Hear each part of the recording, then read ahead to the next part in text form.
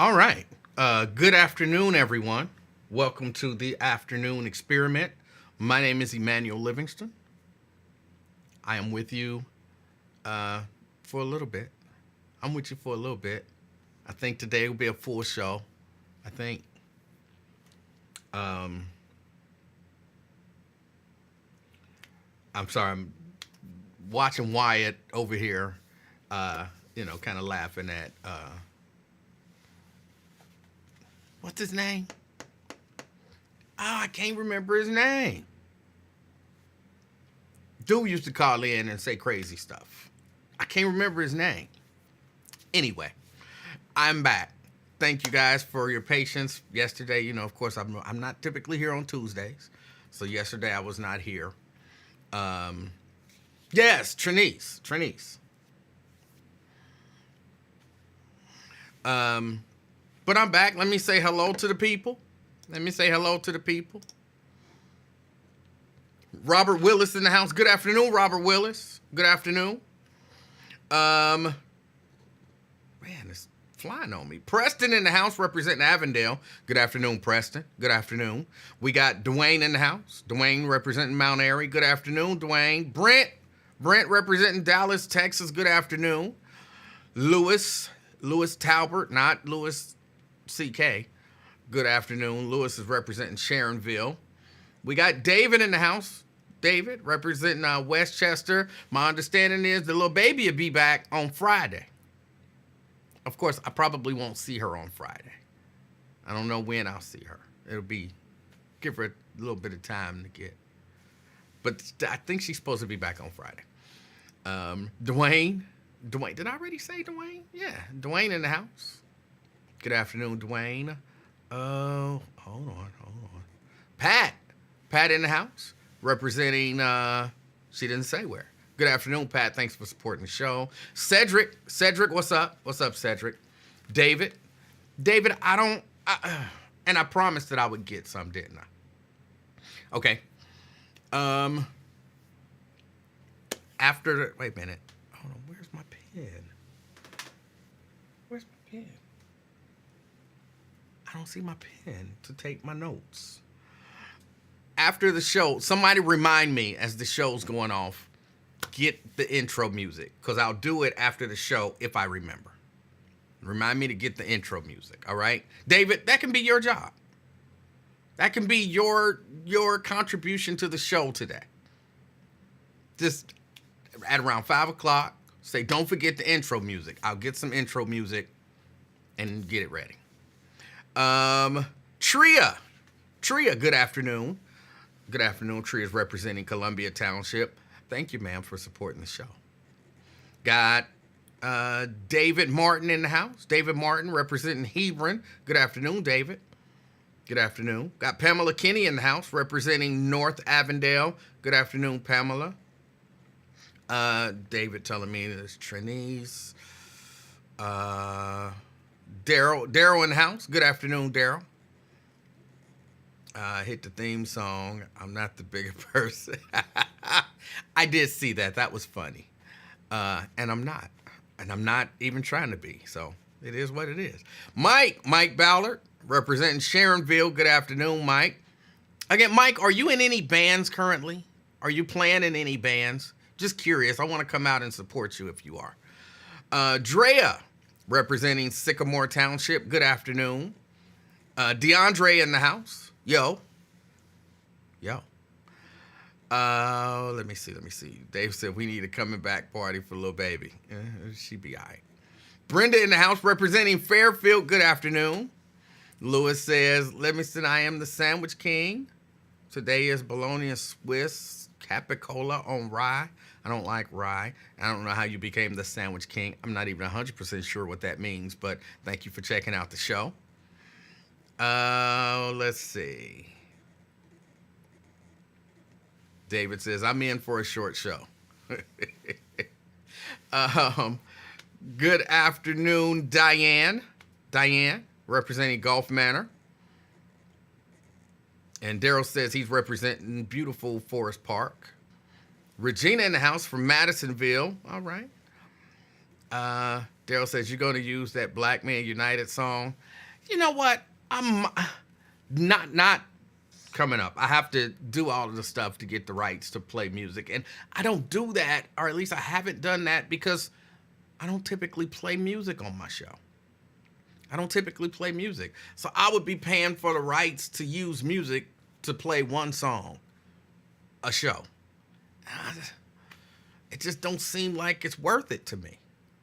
So no, it'll probably be some really generic countdown music.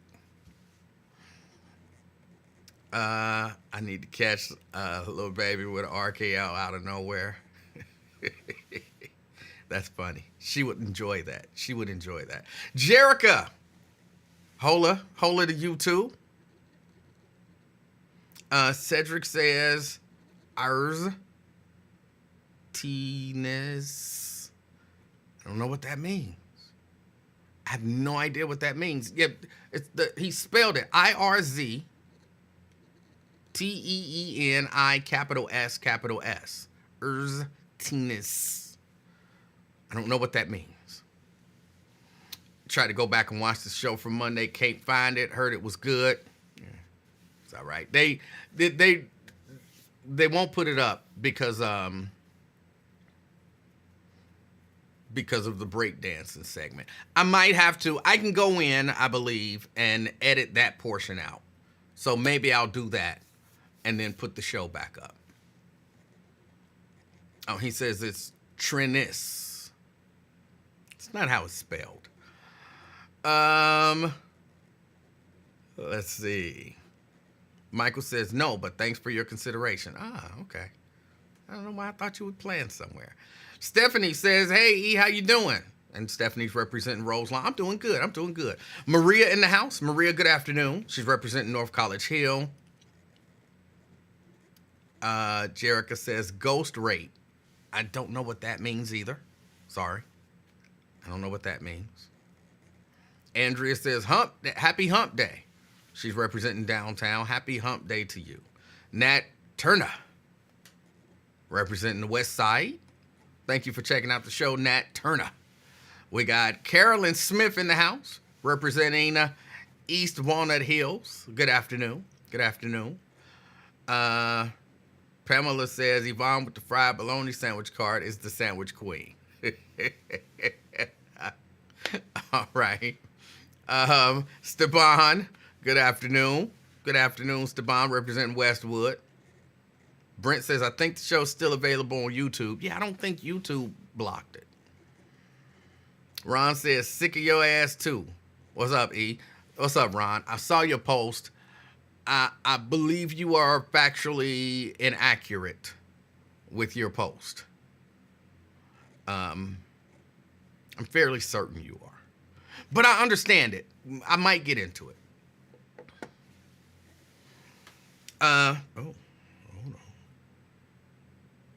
That popped up. Shahara says, afternoon. She's present, and she's representing Mason today. We got Tanika in the house, representing Orlando, Florida. Crazy, Emanuel. I just remembered a time you weren't into the idea of doing Facebook Live shows, and I think Raven Monday had to talk you into it, and look at you now. What am I doing now? I was against doing it, but the people asked me to do it. So I do it. That's it. And if the people stop watching it, then I'll stop doing it, and my feelings won't be hurt either way.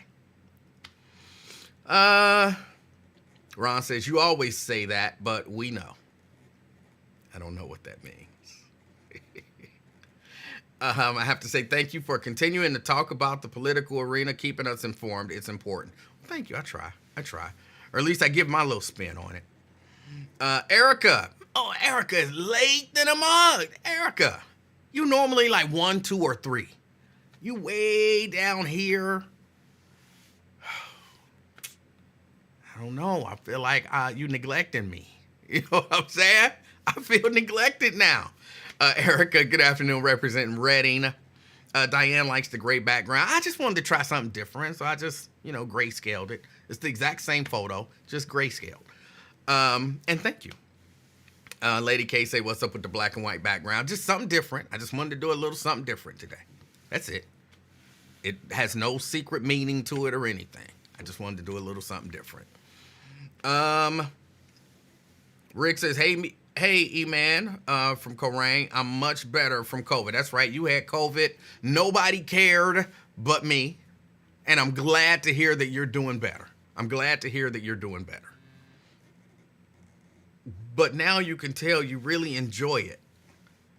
I always enjoyed it, I guess, when I started doing it, because I like talking to people. Tanika says, is there a prize for being first in the chat? There is not, because if there were, oh shoot, now I got to scroll back. Robert Willis would win it almost every day. He would win it almost every day. Let's see.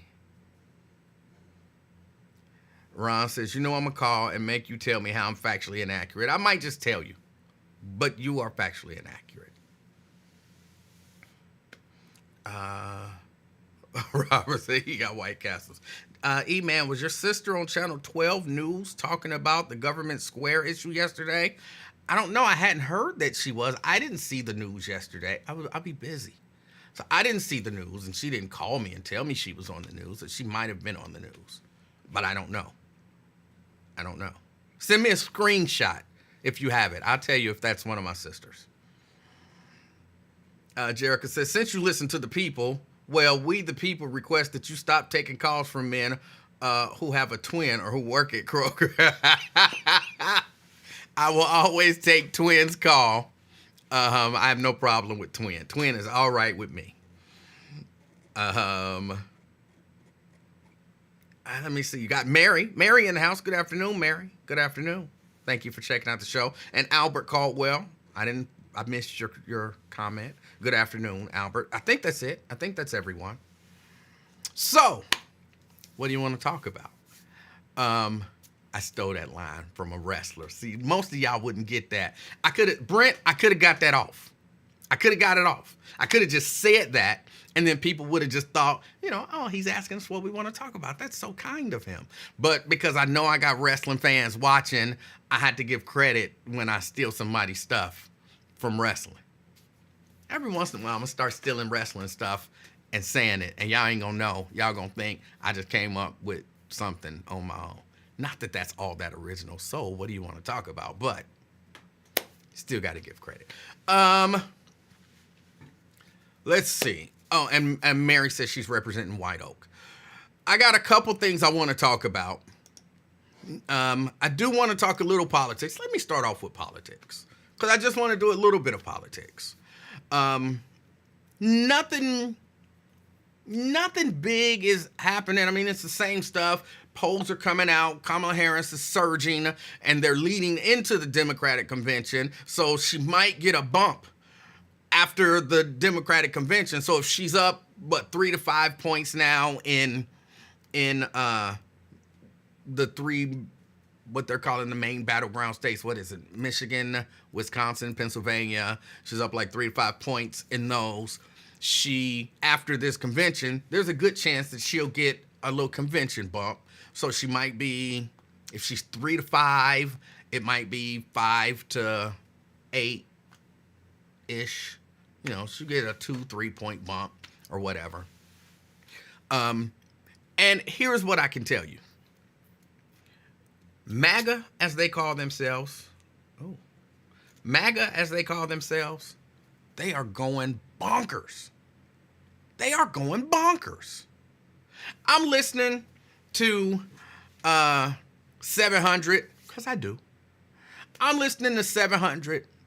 Man, they got all kind of theories that they're throwing out. They're trying everything to figure out what to say about her to stop her momentum. And they can't figure it out, which is crazy because, Trump usually just does some kind of childish stuff, comes up with some silly little nickname or something like that. Boom, that'll do it. I got a nickname for her. He'll call her Crazy Kamala. Then they'll be like, oh, Crazy Kamala. And somehow that works on people. Somehow that works on people. But it's not working. It's not working. And I want to say it's like she found the magic formula, but a whole lot of what she's doing, a whole lot of what they're doing, the Democratic apparatus, a lot of what they're doing, they're taking the stuff that used to work against, or that has kind of worked almost kind of sort of since 2016, and using it against the Republicans, and it's working. Yes, you heard me say it. They are being childish. I don't care what you say. Calling the Republicans weird, even though it's true, it's still a little childish to kind of keep hitting them with it. And there's nothing they can do. There's nothing they can do to stop it, to stop the momentum. Look, some of it is just her team. I'm not necessarily giving Kamala credit for this, even though, who knows, she may have been the architect of this plan. But her team seems like they've just decided, if they gonna be petty, we gonna be petty. Like, we not doing the Michelle Obama thing. When they go low, we go high. Like, when they go low, we gonna go low with them. And then we gonna go high. You know what I'm saying? Like, she don't have to go low. We can create a situation where she don't have to come off as super petty. We can send everybody else out there to be petty. So, okay, she's Crazy Kamala. You weird. She's a phony. You have sex with couches. You know what I'm saying? She laughed too much. You know what I'm saying? Well, they gonna come up with something for everything. And here is what I like about it. I'm gonna call them surrogates, but I'm not really even talking about surrogates. I watch from time to time these people on YouTube who have political platforms that are much more organized, and I'm gonna say serious, than me. That's all they do is talk politics. They are political commentators. And you know, you have those MAGA political commentaries. Steve Bannon and, you know, all those guys. And they got their shows over there. And there is a whole MAGA world. And they're coming up with stuff that we ain't never even heard of. Did you know that not too long ago, when she picked Walz over, what's the governor in Pennsylvania? I can't remember his name now. It's not all that important. He's Jewish. That's what's important to this story. When she picked Walz over the Jewish guy, you know, they floated the idea that she was Shapiro. Thank you. They floated the idea that she's anti-Semitic. Now, a lot of y'all never even heard that. I only heard it because I'll be watching their stuff. I like to hear the stuff that they're saying. And I was like, you know what? I'm gonna point that out. I'm gonna respond to it, to the ridiculousness of it. But then it just went away because it was absolutely ridiculous. I mean, you know, she's kind of married to a Jewish guy. And so it feels ridiculous to call the lady that's married to the Jewish guy anti-Semitic. And they had a whole piece about it. I listened to, I can't remember who it was, go on a 30-minute rant. Hold on a second, drop. I listened to a host go on an entire 30-minute rant about how Kamala and the Democrats are anti-Semitic because they didn't pick Shapiro, and he was the best person for the job. He was the best candidate. He was the only one that made sense. And because they didn't pick him, it couldn't be because, maybe he had some deficiencies or whatever. It was 100% because they're anti-Semitic. He talked about it for 30 minutes, laid out a whole case. Trust me when I tell you, you don't have to find it or look for it or anything. It's 100% ridiculous. But they got to try something. I'm not mad at them. You got to try something when you're losing, when you're, falling behind. You got to try something. And I'll give it to the Democrats through this curveball of Biden dropping out, Harris stepping up, and the Republicans have been whiffing, trying to get something to come against her. Now she won't talk to the media. This is their big thing now. She's ignoring the media. She won't take questions from the media. She won't talk to the media. But she actually does. Just like, anybody else. She comes out of things, media they're asking her questions. She stops, she answers their questions. Now, she hasn't done a sit down, which she should do. But it's driving them crazy. They are trying to come up with something, and they can't come up with anything that will stick. Let me tell you the other thing that they're trying to push. They're trying to push, first, she's a liar. She's a liar. She lied and told us that Joe Biden was mentally fit, but he's clearly not mentally fit because he dropped out of the race. So that makes her a liar. And if she'll lie to the American people about Joe Biden being mentally fit, she'll lie about anything. It doesn't make a lot of sense. Like reasonable, non-weird people. we understand what happened. But man, they don't know what to do. And the ship is sinking. And all they can do, because they've allowed Donald Trump to be Donald Trump. And they've kind of played off of that, like, oh, he's Donald Trump. Oh, let him do what he do. They can't rein him in. Like, if you listen, they're all trying to tell him, like, Trump, stop talking about whether or not she's black. That's not how you're going to win this election. Stop talking about the fact that she laughed. That's not how you're going to win this election. They're trying to pull him in. Stop whining about crowd sizes. That's not how you're going to win this election. But he can't stop being him. So they're going to have a hard time getting him to stop. And no matter what happens, they get out there and, they may make a good point about something.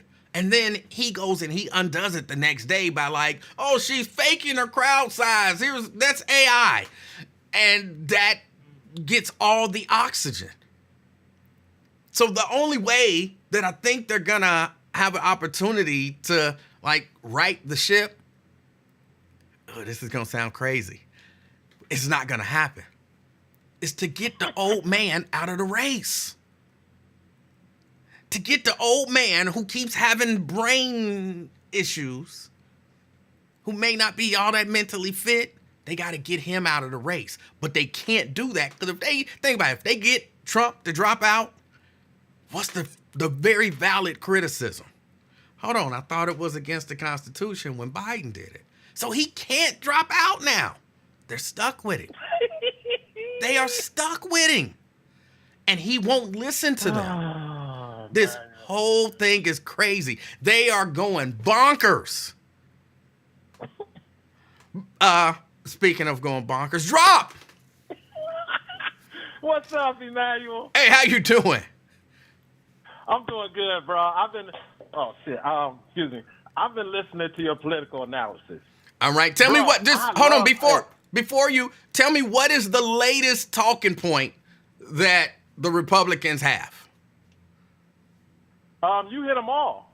And that's why I'm sitting here, not in amazement, because I really haven't heard you talk in depth about politics, but you definitely know some of the strategy. But the one thing you left out, okay, you left out political spending, because the Trump campaign is being run by a different group than the ones who ran the Trump campaign in 2020. So now, if you noticed, you haven't seen a lot of Trump ads from the campaign talking about Kamala and those subjects that you mentioned. Some super PACs are doing it, but not the Trump campaign. Because, like all those things you said, they have legitimacy to them.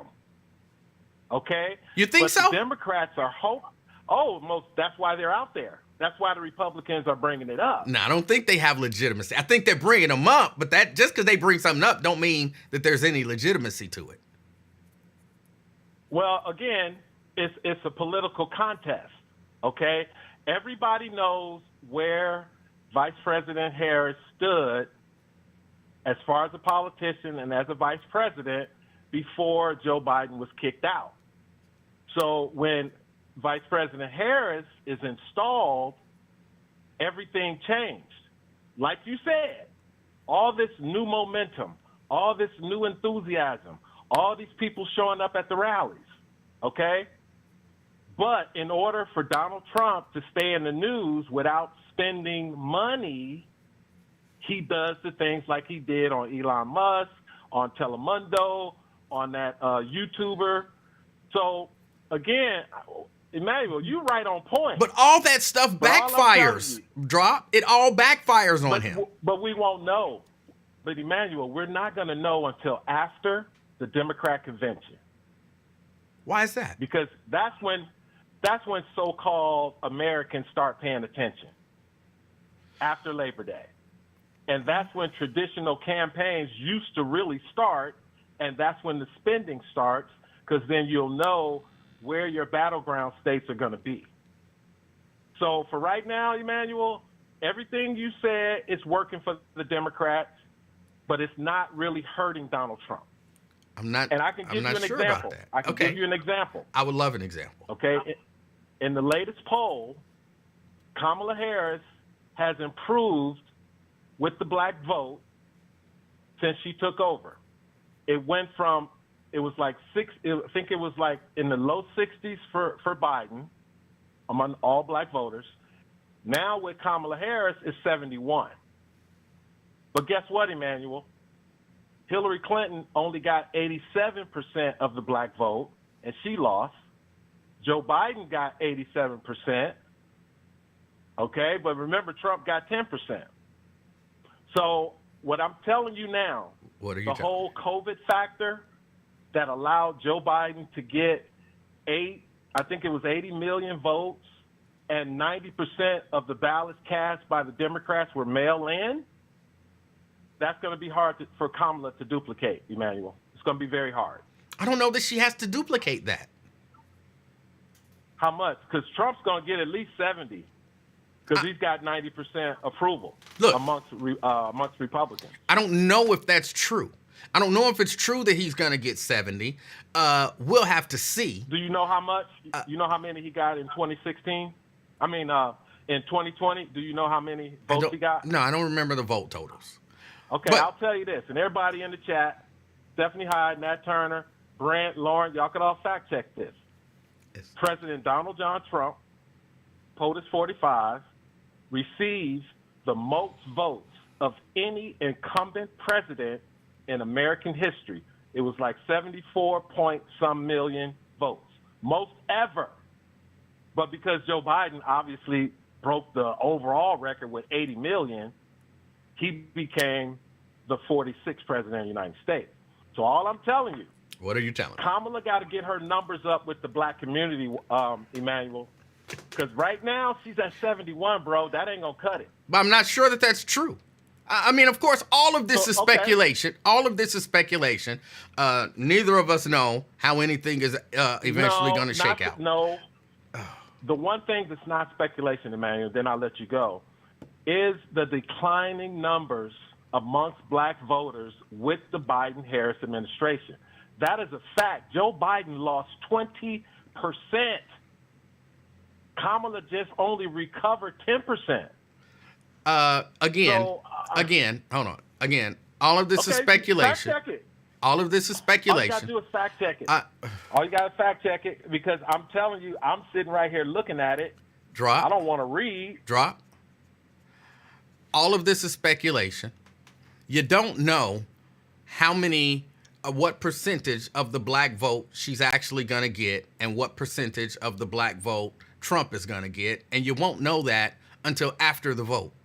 So it is 100% speculation. What both of us are doing in terms of who's going to get what vote, we don't know. No one knows. I don't believe in polls, but I understand that a lot of people watch polls and believe in them. I don't believe in them when they favor, my side, and I don't believe in them when they're against my side. I do find it interesting that Republicans believe in them when they favor their side, and they're bogus when they don't favor their side. But but that's everybody, Emanuel. That's everybody. That's not true. That's not true.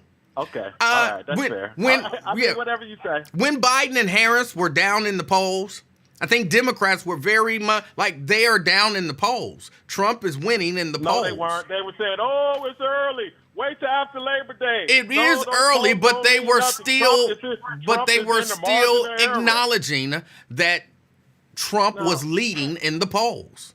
They acknowledged that and said they had work to do. Emanuel, he's still leading it. Emanuel, you acting like Emanuel. He is leading in some polls, and he is fallen in almost every poll. Emanuel, do you know what a margin of error is? I know what a margin of error is. I don't understand what that has to do with anything. By you just saying, Emanuel, by you just saying Kamala is in the lead, it's no different from people who support Trump saying he's in the lead. And you just said I'm not sure. I'm not sure that you're listening carefully. Thus you're missing the point that I'm making, and you're stuck on the words that I said. That happens from time to time. But you are talking. So I have to focus on your words. But a wise and intelligent person could hear the words and also understand the point that's being made by the words that are being said. And the Emanuel, point... Are you one of those? I believe I am. Are you one of those people that say, listen to what they're not saying? No. I'm saying, listen to the point that I'm making. What they used to say, you're missing the forest for the trees. Yeah, you can't see the forest because of the trees. That's you right now. Okay, that's fine. That's your assessment of my commentary. But this is one thing that we know for sure. What do we know for sure? Support from the black community or black voters or black Democrats is down for the Biden-Harris administration. We don't know that for sure. That is not a fact. It's a fact. It is not a fact. Emanuel, Google it. Do you want me to put it in the chat when I hang up? Hear what I'm telling you. And again, this is the point that you're missing. Again, I don't believe in polls. But the idea that you can look at a poll and say that this is what all of these people believe, I reject that. That's what that snapshot of people believe. Now, it is widely accepted by many, but I think it's a difference between just because something's widely accepted and something that's a fact. So it's not a fact, it's just widely accepted, and maybe polls support that, but I reject that as a fact. And that's just a matter of we have different interpretations of what a fact is. I can accept that. Well, again, but see, it's the polling system. Okay, I understand exactly what you're saying about not believing in polls and all that. I get it. But when you take a series of polls about the same issue over a period of time, Emanuel, you can see a trend develop. You can see a trend in those polls. You can see a trend develop. And all I'm telling you is, with the black Democrat voter, specifically with the male voter, the male black voter, and black voters under the age of 35, the trend line since 2016, in polls, Emanuel, in the polling, is going down. It's not going up. It's not steady. It's going down. Well, I think you actually just made the point. I think you made the point earlier that it is going up. That it had gone down, but now it is going up. Support. You made that point. But I'm only talking within the last month or 3 weeks since Kamala has been installed. That's all I'm talking about. I'm talking about that's a 3-week but that's period. still a trend, right? It's only 3 weeks. No, the trend is not long enough. Because because The what is not long enough? The trend line for Kamala Harris as So the it is a candidate for the trend. It's Democrats. just not long enough for you to accept yet. It's only been one poll, Emanuel. It's only been one that they're talking about when it comes to black support from Biden versus the new Kamala Harris campaign. It went from, I think it was 53 or 60 something. So up in the 70s. So the point that you're trying to make is, even though she's improving in the polls and she's doing really well, your entire point is there's a really good chance that she won't win because not enough black people are going to support her. Yes, because you got to remember, 60-some% of Democrats did not want Joe Biden, okay? So when Kamala was installed, you brought all those Democrats off the sidelines. Now they're enthusiastic. They're excited. And what about But all you of the don't Republicans who said they voted for him in 2016 and in 2020, but they will not be voting for him now? They are with her. What about those people? They don't count? Well, that's always a factor because you don't know how many of those are.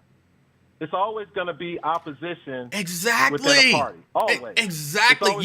You don't know any of this stuff. This is all just people projecting stuff. Emanuel, I don't know why you're pushing back so hard on this.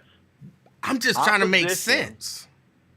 But I'm saying opposition or pushback from black Democrats has just recently started. And I'm telling you, it started in 2016 because before that we had Barack Obama who got reelected.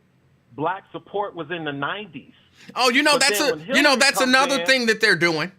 That's another thing that they're doing. They are floating. Who is they? They being Republicans and Republican supporters and so-called independents who want to convince black people to vote Republican.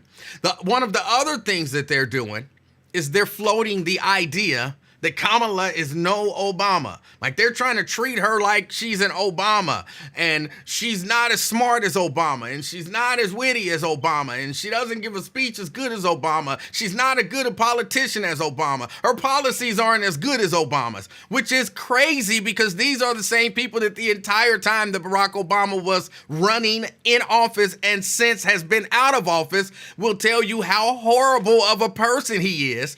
But they understand the popularity of Obama, so they're trying to throw out this idea that please don't conflate her with Obama. They being y'all drop, don't want black people looking at Kamala in the same light that we looked at Obama because that would mean they would support her. So they keep saying, she's no Obama, she's no Obama. Obama was smart, she's not smart. Obama was a good speaker, she's not a good speaker. Obama was a great politician, she's not a great politician. And I'm like, he was all of these things and y'all was still against him? Why? If he was all of this, why were y'all against him?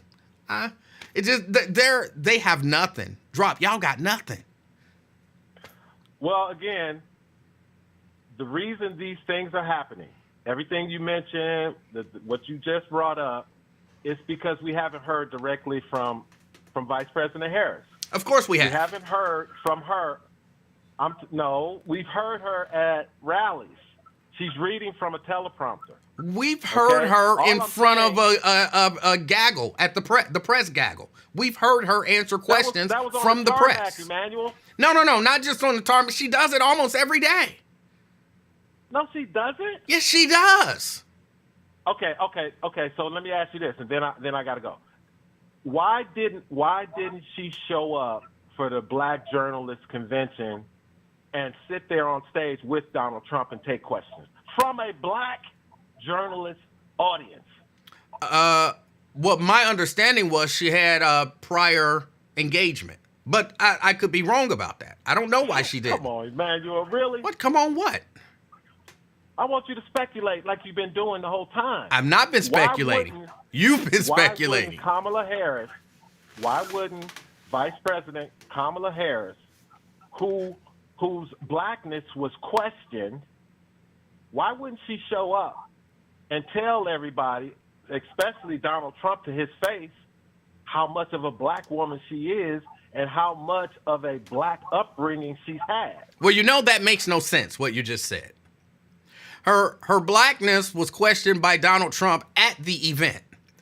And so that's why, to say, well, why didn't she show up and say to his face, but he hadn't said it yet, okay? So that's number one. No, but it was already out there. Number two, but he hadn't said it yet. And that was what your thing was based on what he said there. Okay. Number two, so Emmanuel. Number two, if she had a prior engagement, she had a prior engagement. Number three, I don't have to defend her, and she didn't have to show up. She's still moving up in the polls. Her momentum didn't stop. So she's not functioning on. She's not. Yes, she is. She is not. She is. She's not functioning on what y'all want her to do. Move up in the first place. She is not functioning on what y'all want her to do. Emmanuel. Yes. Emmanuel. Yes.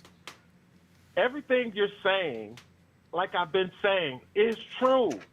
But the one thing is, it's still it's 80-something days left. Right. She's got to sit down and talk to the people of America, not just people at her rally, because we know who's at her rally.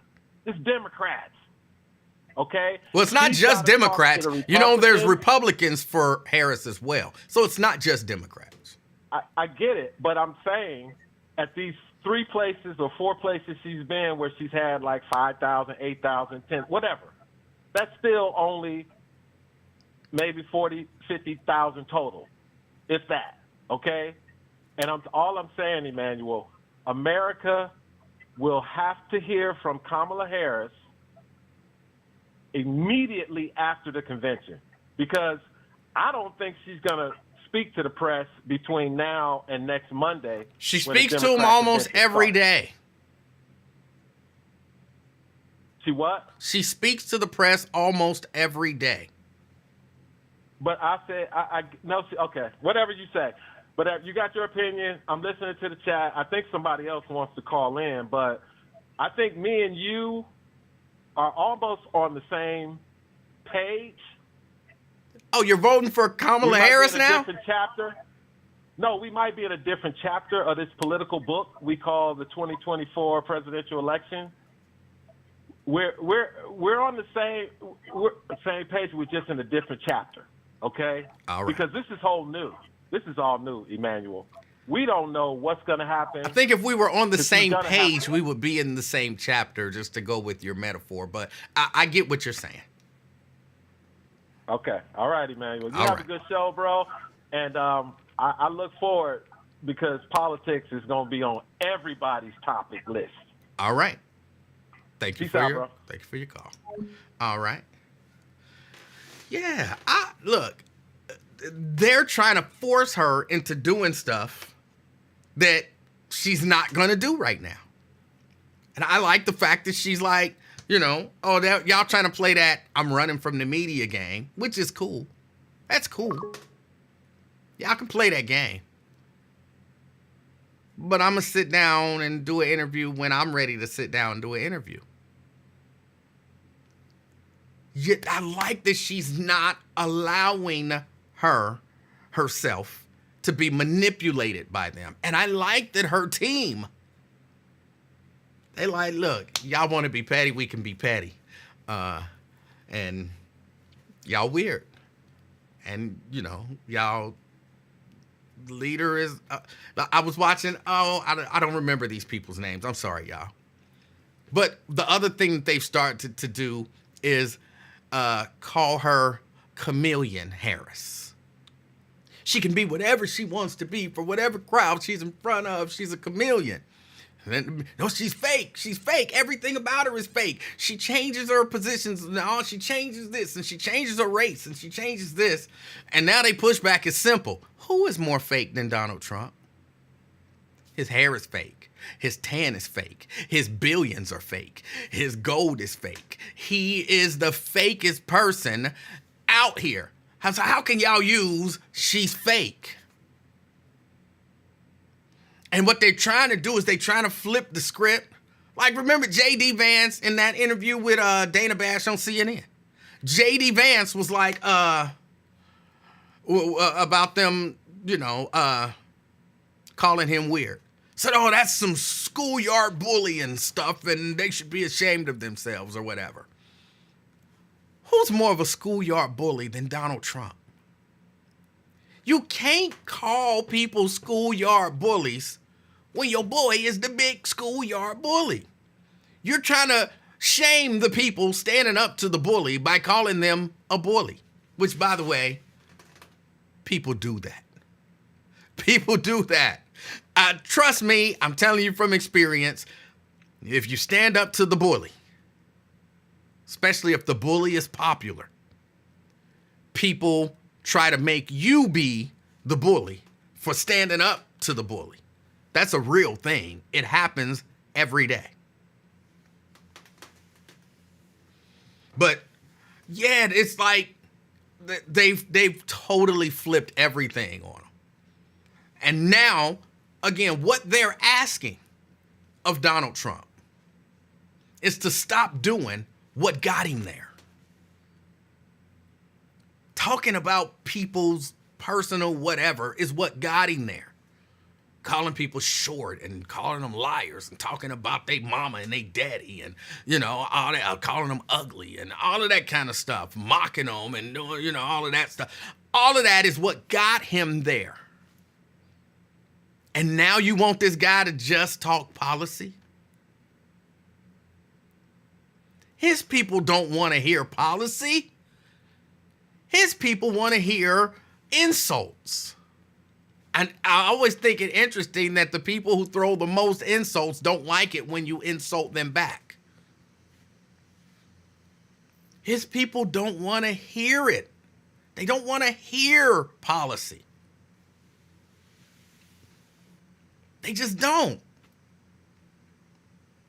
And it's crazy because, hold on, I know a lot of people, I don't think crowd size means very much at all. I mean, it might be a measure of excitement, but that's about it. That's about it. And it's not even really necessarily a measure. It's a measure of excitement for those people. But he's made it a hallmark of his campaigns since 2016. My crowds are bigger than his crowds, so I'm winning. I told you, there's no way I lost the election in 2020 because my crowds were bigger than Joe Biden's crowds. You were killing people in your crowds. They were super spreader events. What's the name? 555? He died because he went to one of your rallies, bro. You were killing people. The smart people in 2020 were staying home from rallies. Because, COVID. But there's no way I lost because my crowds were bigger than his crowds. When you use that as the measuring stick, and then somebody starts getting bigger crowds than you, I'm going to guess it scares you. Now, no reasonable political person is like, hey, the person with the biggest crowd wins. You know what I'm saying? No reasonable person looks at politics and believes the person with the most people at their rally wins. But that's what he believes. Well, until somebody eclipses his rallies. And now he's in, what are those, the 5 stages of grief or whatever? He's in denial. He's in denial. And instead of just accepting, like, okay, she getting more people than me, but that don't mean she gonna win. He's like, she not getting more people than me. They're cheating my crowd. They won't let my people in. Like what was it? I don't remember where it was, but they had a rally in the same venue. Was that Atlanta? They had a rally in the same venue. And he said, well, they stopped his people from coming in. They wouldn't let his people in. Her people, they let in. They wouldn't let his people in. And of course, that's AI. Her crowds are not that big. That's AI. Look at the reflection on the airplane. Look at the reflection. You can see the crowd is not that big. Of course, until there's an actual video camera and they zoom out and you see that is the actual crowd. Now, to most of us, so what? So what? Crowd size means nothing. But to the guy that it means everything to, he's got to come up with a reason why his crowds are not as big, or lie and say, my crowds were twice the size of Martin Luther King's. He said his crowd was bigger than Martin Luther King's. Ron, what are y'all going to do? What are y'all going to do? Y'all are losing momentum. You will admit that, right? I see it. I ain't losing momentum on nothing. I ain't running. I ain't running. Okay. You're right. You're not running. But, excuse me. That's all right. What's on your mind? What's on your mind? Excuse me. Got a little choked up there. Damn. But,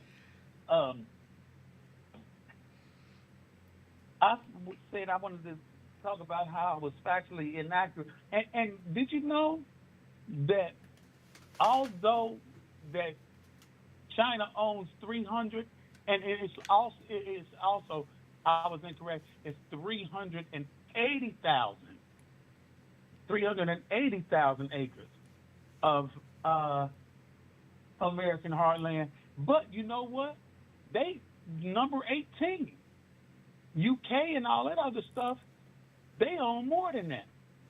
And like I said, when I was telling you, I think it was on Monday, whatever it was, you know. Well, hold on. Can I stop you? America. Hold on. Can I pause you, sir? And just tell you why I say you're factually inaccurate, and then you can, squash everything I said and prove me wrong? Yeah. Here's why I said that you're factually inaccurate. I looked it up, right? To the best of my ability. And what's happening is some people are going to say this is semantics, but it's not. So I'm going to... It's always semantics. You always on that bullshit. Go ahead. So I'm going to use an example. Here's my question for you. I have a question for you. Let me... Can I do it my way? Can I do it my way? Okay. I have a question for you. If I go... No. What? No, hold on. I'm not answering no question. Okay, well, don't answer. Don't answer. Hold on. Don't answer. Don't answer. I'm gonna tell you how. I'm gonna ask what they call a rhetorical question. It doesn't require an answer. Okay. If I go over to Jamaica and buy a plot of land, does that mean that the United States owns land in Jamaica? So you're counting that plot of land that I just purchased as the United States owning land in Jamaica? That's what's happening. There are companies that are owned by Chinese companies. I mean, there are Chinese companies that own... Hold on, can I get it out? Chinese government. They're not owned by the Chinese government. They're not owned by the Chinese government. Smithfield, being one that you used as an example, is not owned by the Chinese government. They're owned by Chinese people. Oh, I don't remember the name of the company that purchased them. That's because you're full of shit. Hold on, I'll look it up. I'll look it up. I think it's HM Foods or something like that. But hold on, let me look it up. Hold on, let me look it up. I just don't remember some of this stuff. Man, you're full of shit. Hold on, since you wanted me. Not allow does not allow The WH Chinese Group. people- Hold on. No, you asked the Hey. question. The WH Group is the company that bought Smithfield Foods. Who is that? Who is that? Who owns the WH Group? That's give me the stockholders in the WH Group. Henan Shanghai Investments and Development. I'm reading it. Go ahead. They are That's Asia's why I got largest the- meat processing Hey. company. What my point was. They are not What owned my- by the Chinese government. That's what I'm trying to tell you. You know what? You know what? They're Like you not. said. They're not owned by the You know government of China. Hey, who owns that company? Who owns that? What do you mean, who owns it? Now, BlackRock. I'm gonna give you for instance. Now, BlackRock owns a lot of companies. They own McDonald's. They own FedEx. They own all of that shit. But BlackRock owns it, right? BlackRock owns it, right? I don't know that. I don't know. And that okay. For sake of argument, you will say yes. So if you don't know, and like I said, since you don't know what I know, and you can't prove it, like you said, give me the D. WH Group is a publicly traded Chinese multinational meat and food processing company headquartered in Hong Kong. Yeah, but see, you lying. Like you said, you already prequel what you How said. am I lying? Some people gonna say it's semantics. It's semantics like a motherfucker, especially when you. Wait. When you, How am I lying? go- What did I say that was a lie? When you gonna say, especially when you say that the Chinese government allow Chinese individuals, citizens, to go buy plots of land, they can go buy a plot of land if they Chinese American citizens. But when you are a part of the CCP, the Chinese government, when you are a part, they not gonna send people over here to invest without them. And I ain't gonna even argue the point. You can look it all up and see. It's not owned by the Chinese government. They say the government says It's not owned by the Chinese that government. the Chinese government owns all this. So I don't even want to talk about that shit. But what my point was, I thought that was when what you I called said in to talk about. what my point was when I said it, and you always keep trying to play, but it's not a play situation because BRICS are coming. BRICS, they are already here, and Iran, Argentina, and Saudi Arabia already started trading BRICS and said they would commit to trading BRICS. Okay. Now, And one brick is worth $16 American. okay. 16 American. All right. $16 American. Okay. So, And so again, if we have individuals over here that are how can I say it? I don't know. Shit. My mind just jumped. I hate that. Yeah. You know what it is. You can get that. Got that code 17. I got it too. So what I'm basically saying is, the Chinese government and all the people that are trading BRICS right now, if we getting oil from Saudi Arabia, and we beg Saudi Arabia, but Joe Biden, and some people what might remember, Joe Biden going over to Saudi Arabia and giving him a fist bump. And that's why the Chinese government said that they was not going to get them or give America more, well, not more oil. They were going to cut production. Saudi Arabia was going to cut production by 200 million barrels. Ron, may I ask you a question? Yes. Who's the largest oil producer in the world? Us. We are. So I'm not understanding. You're saying we're not. Yeah.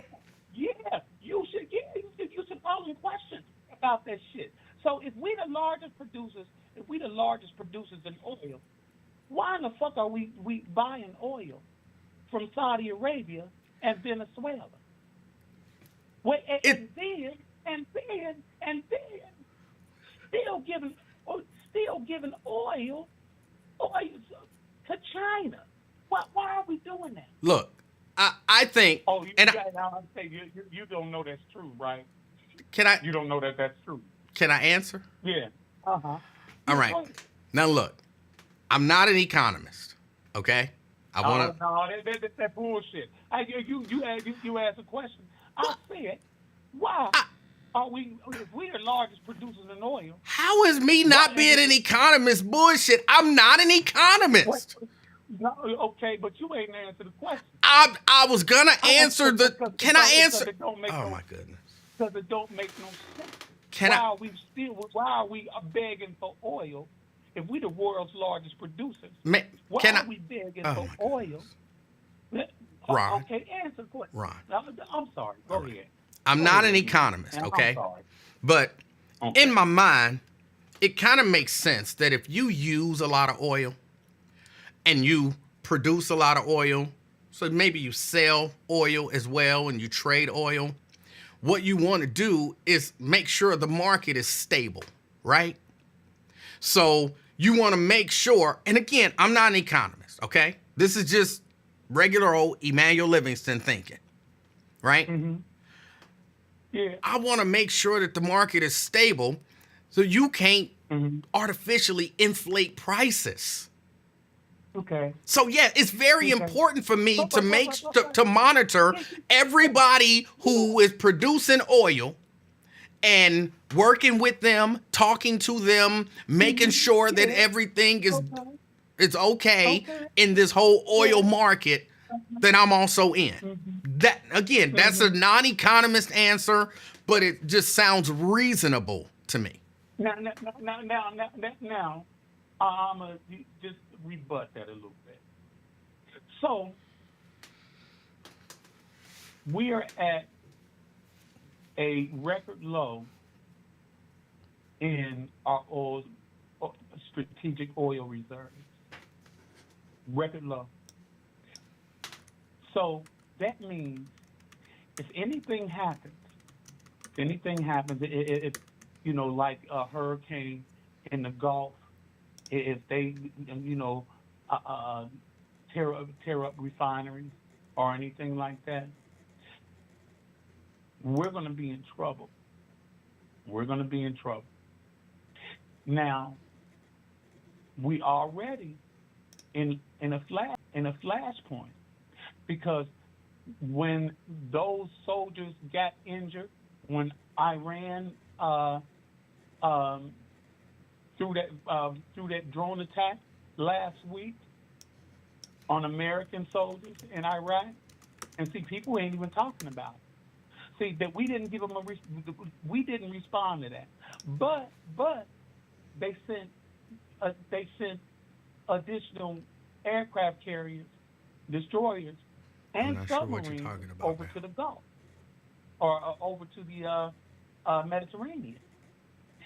See, y'all motherfuckers, you playing politics and all that other little shit.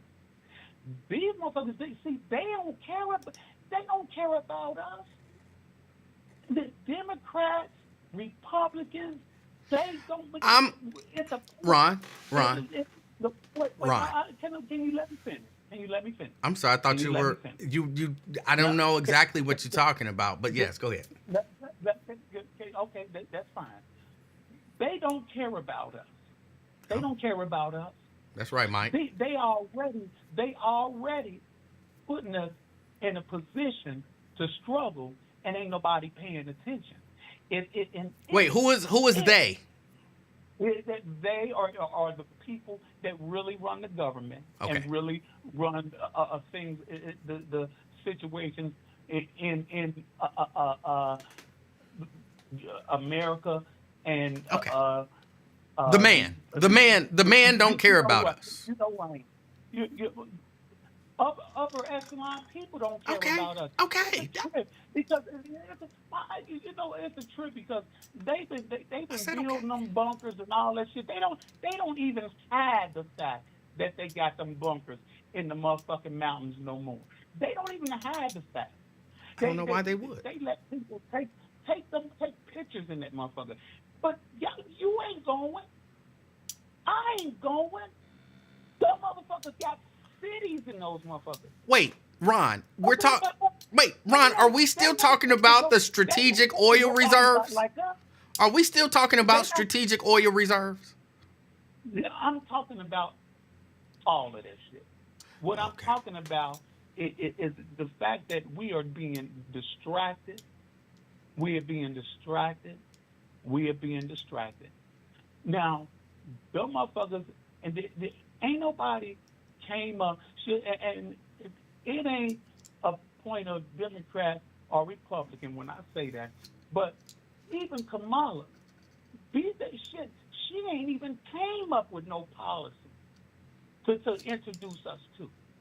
Ain't even came up with, I mean, that shit is ridiculous. She running for president, but she don't care because everybody is they say, quote unquote, low hanging fruit. She gonna get a black vote. She gonna get the black vote. Offset and what is Offset and Megan Thee Stallion shook their ass to get that black vote. Wait. And what's the tricky is we can go ahead and be distracted if we want to. But they,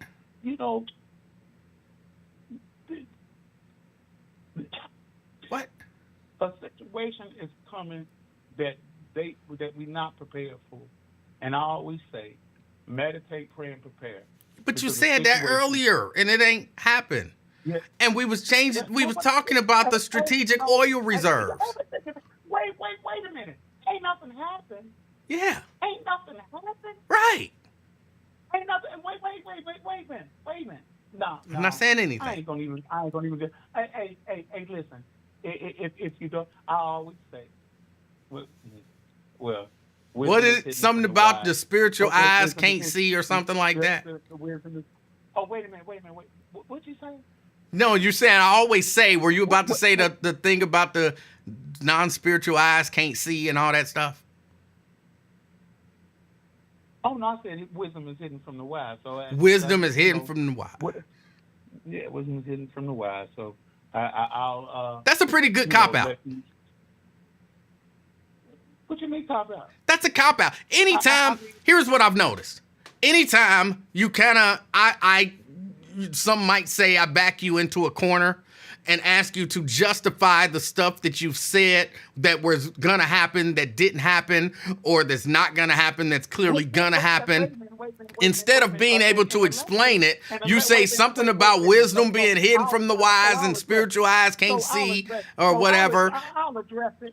I'll address that shit. Okay. So, November is not here yet. That's true. Okay. So, kiss my ass with this shit. Like I said, wisdom is hidden from the wise. You always try that bullshit with me, and it's a trip. No. I still don't understand the point that you were making with the strategic oil reserves, but somehow it turned into Megan Thee Stallion twerking. And hey, look, I can show you. Better I can tell you. Keep on living.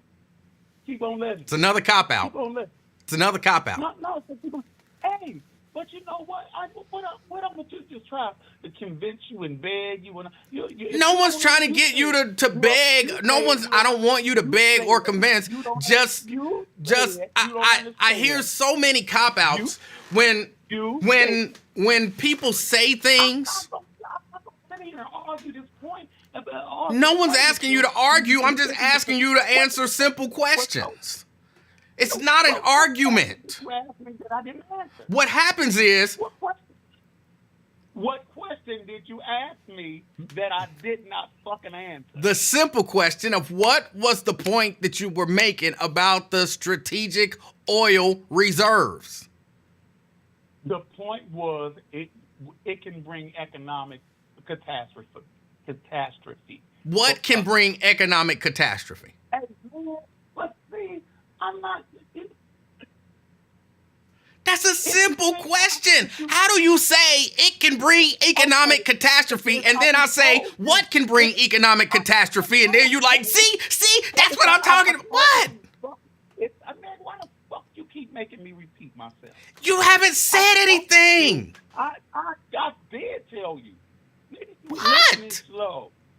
Well, okay, You're listening slow. I'm listening slow. So say it slow. If the hurricane season, nigga, is right here. Okay. If anything, we have a lot of shit in the Gulf of Mexico that has to do with oil refineries and us getting gas. If anything happens, it's like with a hurricane and all that other shit. Right. It can bring economic catastrophe for us since our oil reserves are so fucking low, a 50-year low, and we're fighting wars overseas, everywhere. Now, fucking, if you don't fucking get that, and if everybody don't get shit, y'all motherfuckers distracted for that bullshit. Hey, I'm telling you, the thing about it is, we can show you. I can show you. Better than I you can tell me. Wait. When are you going to show me? On October 22nd. October 22nd. 2020. Oh. Donald Trump and Joe Biden had a debate. And Donald Trump said that if Joe Biden is elected, you will have immigrants coming flooding over the border. You will have crime, unbelievable crime in the street. Crime is down. He said. Crime is down. You can look back at shit. Crime is down. You can look back at it. Crime is down. You can look back at it. And what do you see? Crime is down. Motherfucker, crime is down because everybody's not reporting it. They said 79%, and you can look that fucking up too. 79% of sheriff departments are reporting to the FBI. That's why crime is down. Wait, it's down. hold on. Wait. How do you say? Okay, you're right. You're right.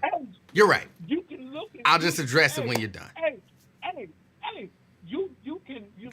you can take that percentage, like you said. Crime. Like you don't believe in statistics. I don't. You said that shit.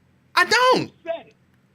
But you can't, hold on, but you can't use it, you can't use those statistics today or yesterday to say that Donald Trump is doing great on crime and he said crime was going to go up. And then when those statistics disprove your point, say, well, I don't believe in statistics. You can't have it both ways. Either you believe in the statistics or you don't. I love you. 100.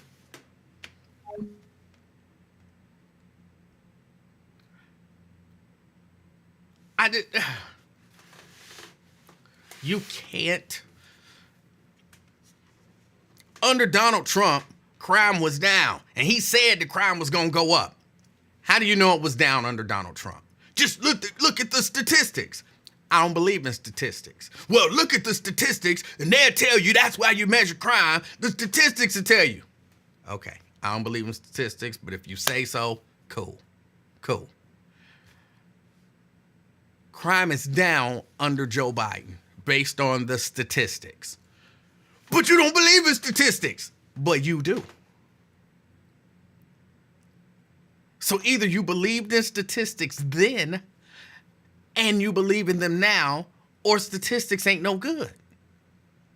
But the measuring stick that you used to say that crime under Trump was low is the same measuring stick that's saying that under Joe Biden, it's lower. Trump told y'all crime was going to be out of control, but it's lower than when he was in office. Based on your measuring stick.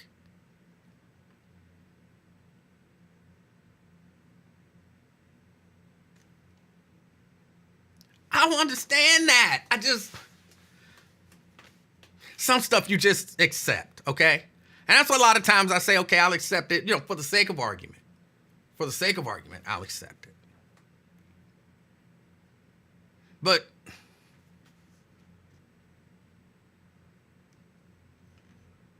Ron says, I believe in statistics.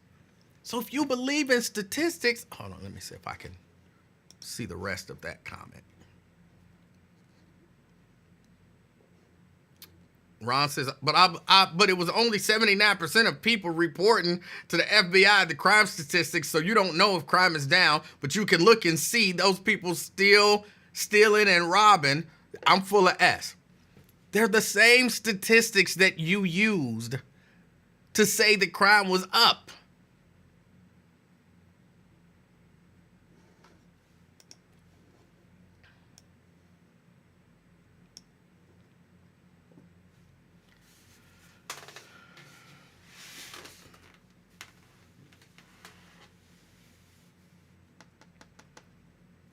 I don't understand. And look, I'm still not 100% sure about what his point was about the strategic reserves. But the strategic reserves are there to be used strategically. So, again, I'm not an economist. I'm not an oilologist, okay? I'm not an oilologist, all right? But I can tell you this, right? If there is a commodity that people buy and sell and trade and all that kind of stuff, and I have a lot of that commodity, I have more of that commodity than anybody else. Some of it I put away, just because you never know. But some of it I use and I sell. And then, say Ron has some of that same commodity. And I buy some of it from Ron just because I'm putting some of mine away. I might buy some of yours. It's a good price to be buying it. I know everything it takes to go into getting it and using it and, selling it and all that kind of stuff. I might buy some of yours. But guess what happens? If Ron ever decide, well, you know what? I'm going to jack up the price on this commodity. Guess what? I got more of it than you do. And I got some of it stashed away. So I technically don't need yours, even though I buy it from you. So Ron, if you jack up the price on your commodity, I'm going to flood the market with mine at this price, and then ain't nobody going to be buying your shit. Ron had to think twice, like, ooh, do I really want to jack up the price on mine? But he need mine. No, I don't. I got some over here stashed away. Plus, I make more than you do. So come on, bro. Bring your price on down. Bring it on down. Oh, Jake, you got some too. You want to jack your prices up? I make more than you do. Bring your prices on down. Bring them on down. If we can all agree, we'll jack up our prices together. But I'm the big dog here. I don't need yours, and I don't need yours. I got mine. I can use mine when I want to use mine. I can store some away, all of that kind of stuff. I use my strategic oil reserves strategically.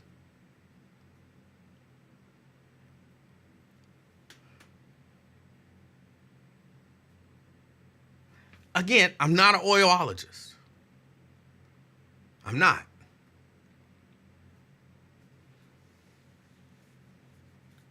But I would imagine, strategically speaking,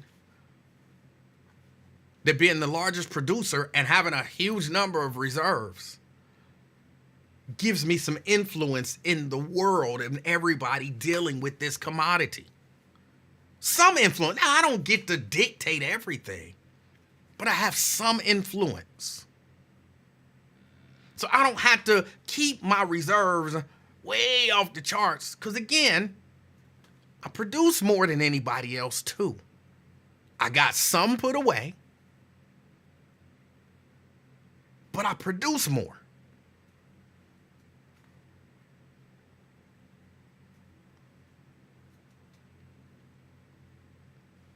I'm not an economist, nor am I an oilologist. I'm just thinking in terms of just, simple thought.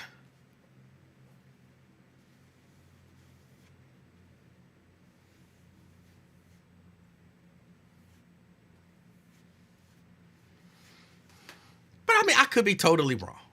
I could be totally wrong.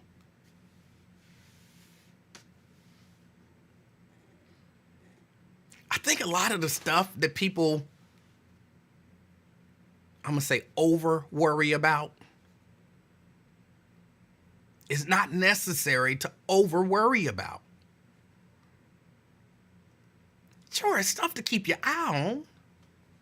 You keep your eye on it. But you don't have to freak out about it. Say, hey, bro, you using a whole lot of them oil reserves. What happened if a hurricane come along? Don't worry about it. We good if a hurricane come along. We good. But I'm doing something here. Oh Lord, what's gonna happen? A hurricane comes. It's hurricane season. Oh Lord. Relax. You ever been in a car with somebody? This has happened to me. You ever been in a car with somebody and you know your car? They look over and they see the gas tank and they like, oh, we low on gas. Are we gonna make it?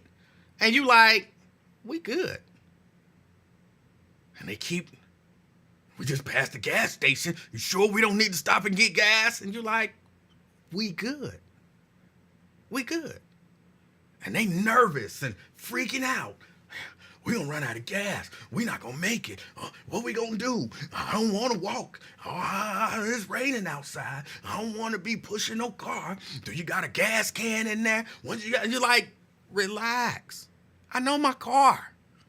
I know how far I got to go until I get gas. Chill out. It's good. Just sit back and enjoy the ride. Lay back, kick, and enjoy the ride.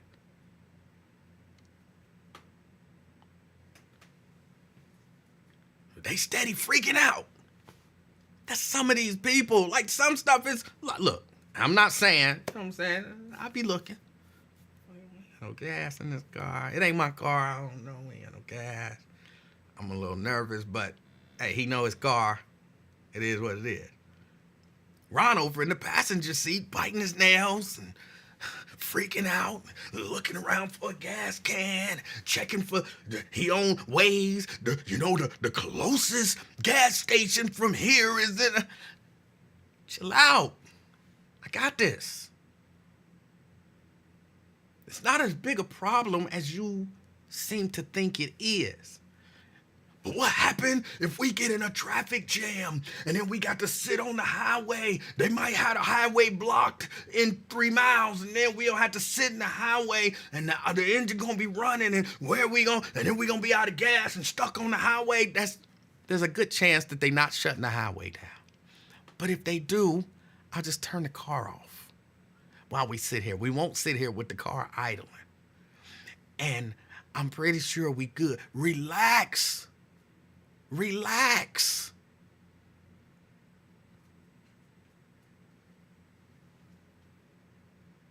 People will freak you out about all kind of stuff. The strategic oil reserves, they at an all-time low. And what we gonna do if it's a hurricane? And then we begging for oil over there. And while we doing this, it's gonna be cataclysmic. And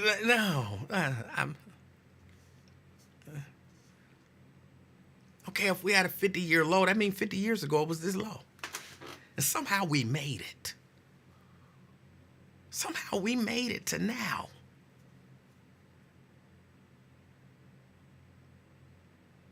The Chinese, they own land in our government. And, what we gonna do? And the Chinese, they building bunkers. And we not gonna be able to stay in the bunkers. And, oh Lord Jesus, help us, Jesus. Oh Lord Jesus, help us. Like, relax, bro. Relax. It's okay. Some companies that are owned by Chinese entities own land in America. So does Canada and UK and a whole lot of other different countries. It's okay. I don't understand what you think that means. Do you think China can just now roll over here? They can just fly in, drop off 2 million soldiers in the middle of Montana because they own the land, and then take over the country from the inside out? Line them up in a circle. Now march outwards. Take over. We take over your land. Like, no. That's probably not gonna happen.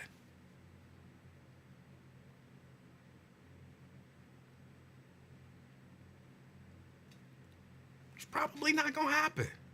What you worried about it for? Sure, keep an eye on it. Keep an eye on it. I think Canada owns more land in the United States than any other. Well, not Canada, but Canadians own more land in the United States than anybody else.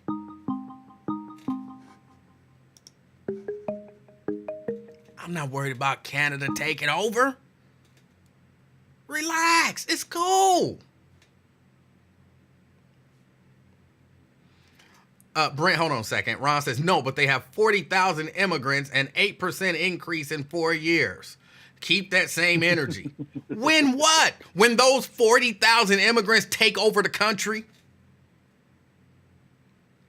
You think 40,000 immigrants is taking over the United States from the inside?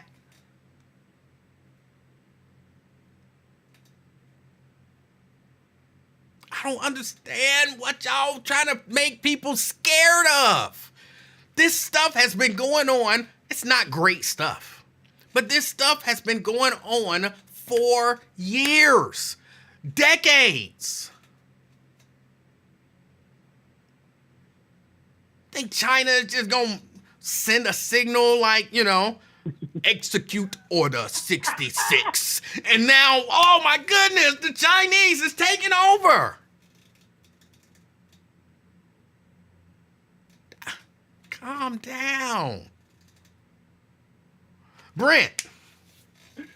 The Chinese gonna send up the Chinese equivalent of hootie hoo. Come out of nowhere. Oh my goodness. But just to hit on your what you're just talking about with panicky folks. Man, panicky folks are the absolute worst. Because I've been in the car with people like that too. And I'm like, oh my goodness, I told you I got it. I got this thing down to a science. Right. How much gas I got left. I know my car. To come out of your pocket to put some gas in there, not $5 and $10 $5 like we used to be able to handle back in the day. Then shut up. if we do break down, guess what? I will put you behind the wheel, and I will push. Okay? Yeah.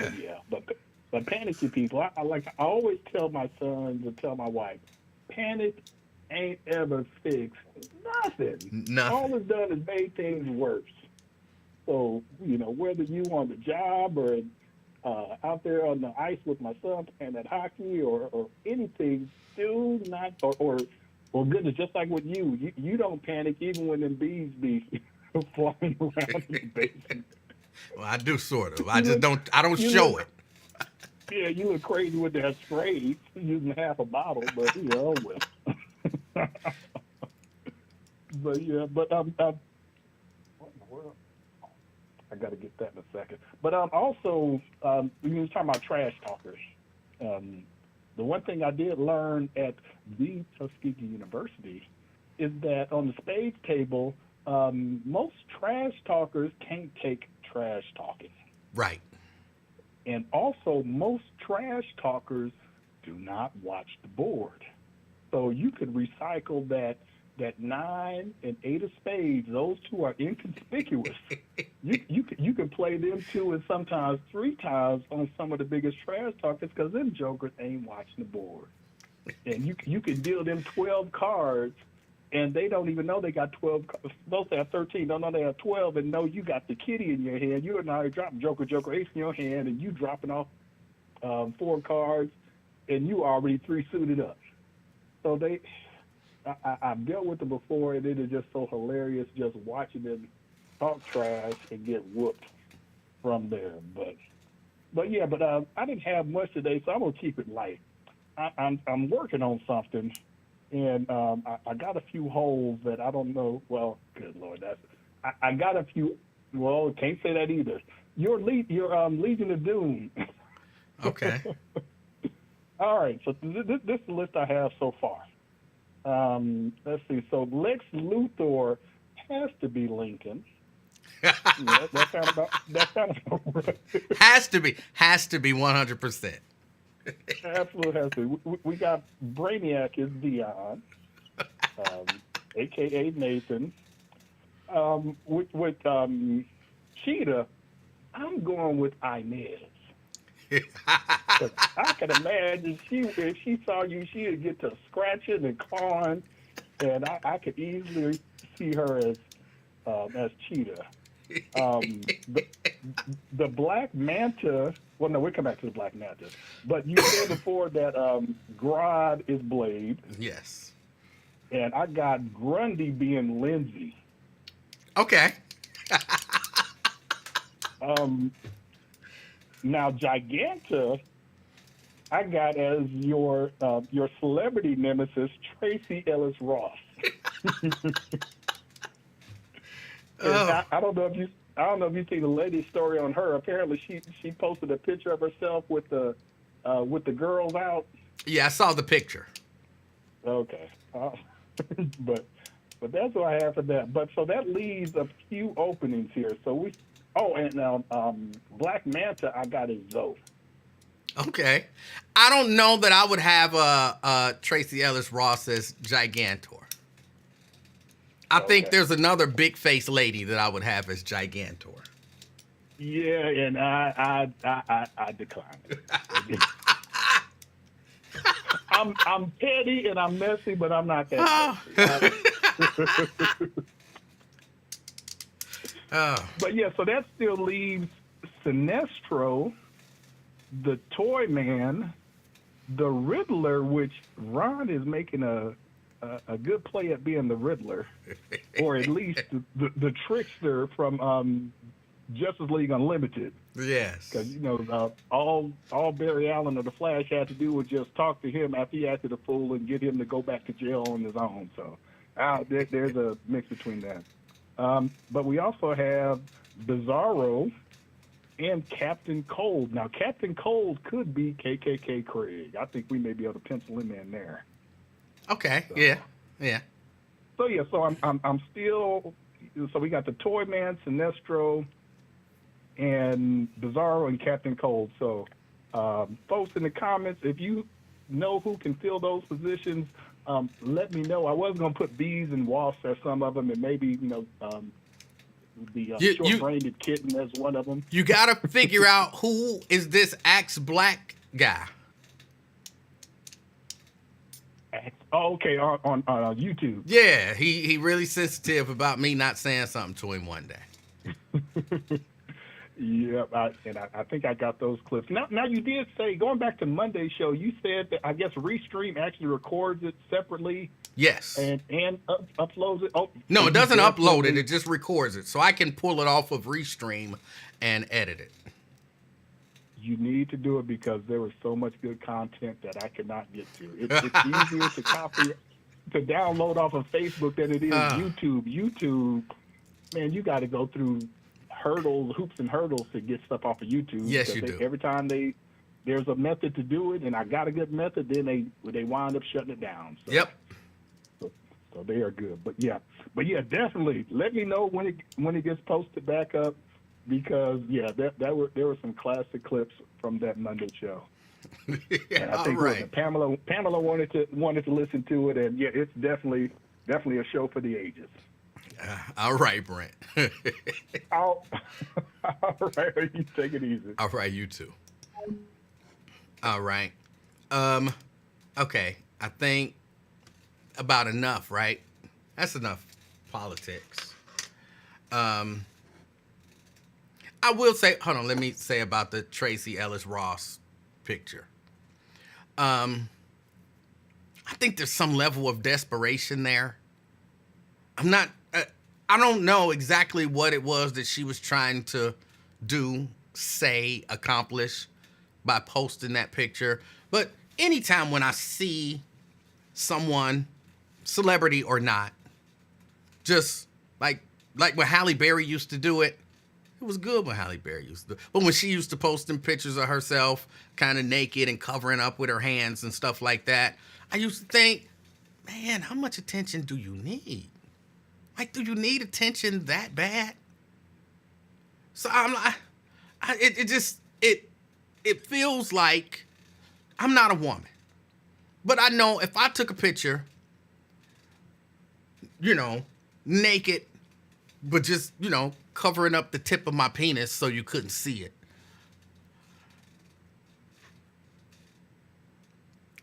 Why? Why would I do that? Other than I want attention. It just doesn't make sense to me. So I don't know what Tracee Ellis Ross is going through or whatever, or why she needs attention, but she got it. She got attention.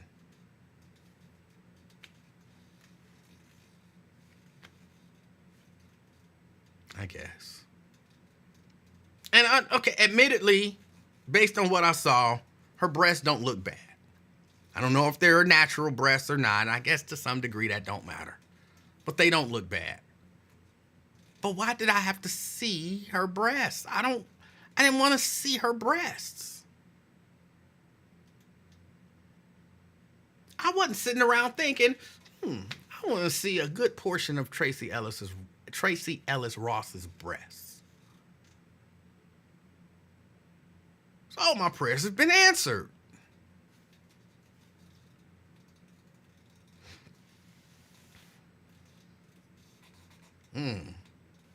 DeAndre said, you just mad. She told her assistant to tell him to stop talking to me. Those were great pictures.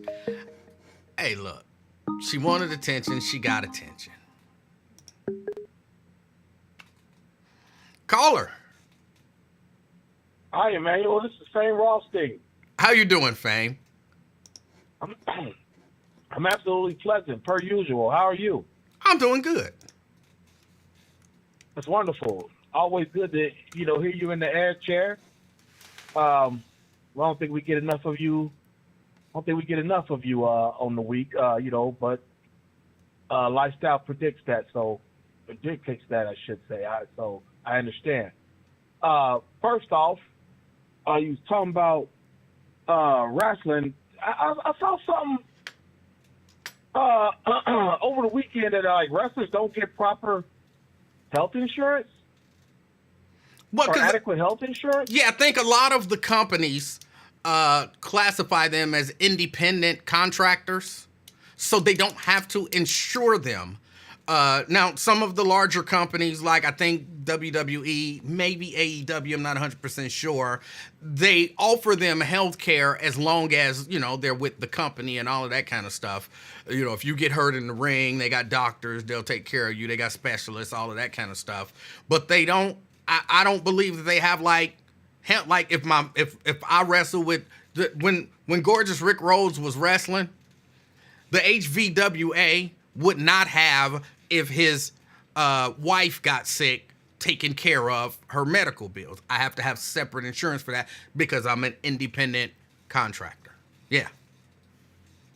Yeah, see, that's my thing. Like, why wouldn't they be under the Screen Actors Guild? Because they're not Insurance. they're not necessarily considered actors. They should be, Okay. but they're not. And a part of all of this stuff is Hulk Hogan's fault. Well, a lot of this stuff is they just punks. They big muscle bound beefcake punks. There's no way y'all shouldn't have proper health insurance this long and is this big as wrestling is. But you got to fight for that stuff. And like when Jesse the Body Ventura was trying to unionize, the story is Hulk Hogan went behind his back and sabotaged everything with Vince McMahon. So, that's why those two don't get along. It was necessary for Hogan to behave like that at that time. Huh? Wrestling was at that time. It was necessary for him to behave like that. No, it wasn't. They could have unionized because wrestling had to have an irresistible force, and it was him. No. Behind the scenes, they could have unionized. That would not have taken anything away from the story, but they could have unionized. Oh, yes, it would have. No, it wouldn't have. Because nobody knew that any of this stuff was happening. It's like you don't know all the stuff that happens behind the scenes of a Rambo movie. You know what I'm saying? But you watched the movie, so you don't know that catering wasn't good. And you know what I'm saying? So somebody fighting for a cause behind the scenes, it doesn't show through on the finished product. I guess what I'm saying is you don't need a union until one head honcho is clearly established, and that wasn't established yet. Hulk Hogan was just getting on his feet, walking before he starts running. Oh, that's not true. Around that time. But I disagree. We can agree to disagree. In the immortal words of the Black Lion, brother, let's move on. Okay? Because yes. I called to talk about Tracy Ellis Ross and her breakfast food. Okay. A marvelous display. I don't know about But the reason why we should not be surprised is because her mama did that same freaky-ass shit on the MTV Awards with Little Kim. Played with her breasts on live TV. Yes, she did. This is a freaky-ass family. Evan on some weird shit, dating Britney Spears' sister, having kids with her and whatnot. That's just a weird, freaky-ass lineage.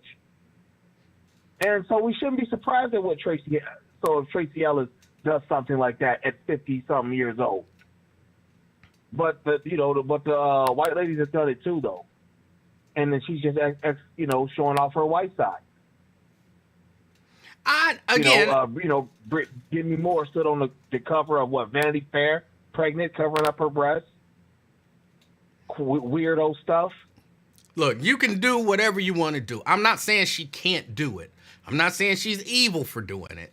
But again, it does smack to me as someone who is really craving attention. Like, does she not have a show or a series or a movie or something going on right now, and she's that desperate to stay in the public eye? I don't know why. Yeah, because I never watched I might have watched 10 minutes of Blackish, the whole series, and haven't watched any minutes of all its spinoffs. I didn't understand why this biracial American, the dad or whatever he was supposed to be, very high yellow, gets to tell the story of Black America. Like, nah, I don't like this guy. You know, this ain't sitting well with me. But I digress. Something else. Hey, man, it's always a pleasure to talk to you. You need to get in here in the air chair more often, B. All right? Save out some time. Start at a new time. Challenge Lincoln. Come on at 10. Fuck with his audience. Well, You know what I'm saying? Well, I've been on the air every day except for Tuesdays for the past, 2, 3, maybe even 4 weeks. I think 3. The past 3 weeks. So. Oh, well, maybe I'm missing you, then. I do apologize. It's all right. But we'll chat again sometime soon, B. But until then, you and your listeners, please be safe. Oh! All right.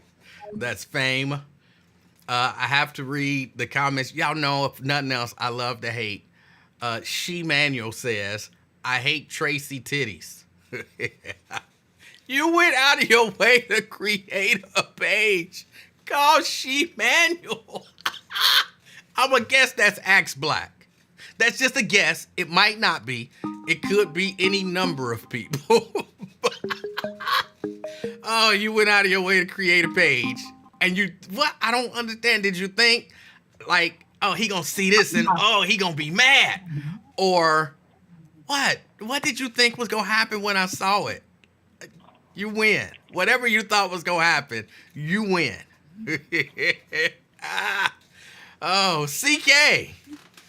Hey, Livingston, what's up, brothers? Hey, how you doing? Well, that's a good-ass show, man. I listened to that Livingston afternoon experiment. Yes, sir. Afternoon experiment. Yes, sir. Maybe, I think that's the beef right there because he named your show by accident. Huh? That's the beef right there because he accidentally named your show. Okay. I don't think that's the beef, but. I don't think that was it. And he ain't like you calling yourself the King of Talk for years. I heard him complain about that King of Talk. Yeah, no, he's never like that. He actually one day told me that, you know, the hate that from that is just because he wished he thought of it first. Yeah, it's pretty smooth, but damn, it's other names. I hate when people get stuck on the names.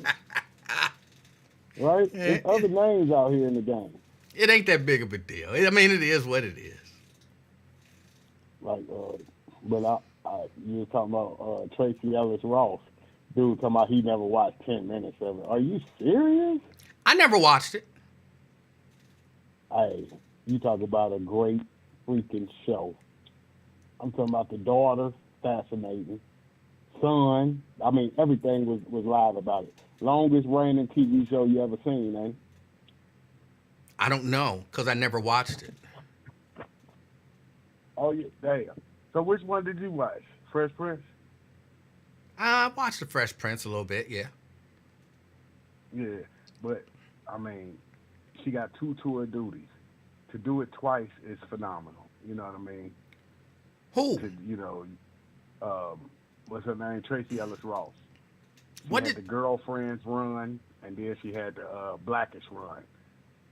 Oh, We talking about 6-7 year runoff. You hear me? This is hard. Okay. Shows get canceled quick. yeah, that's true. Very If they're not true. popular. Right.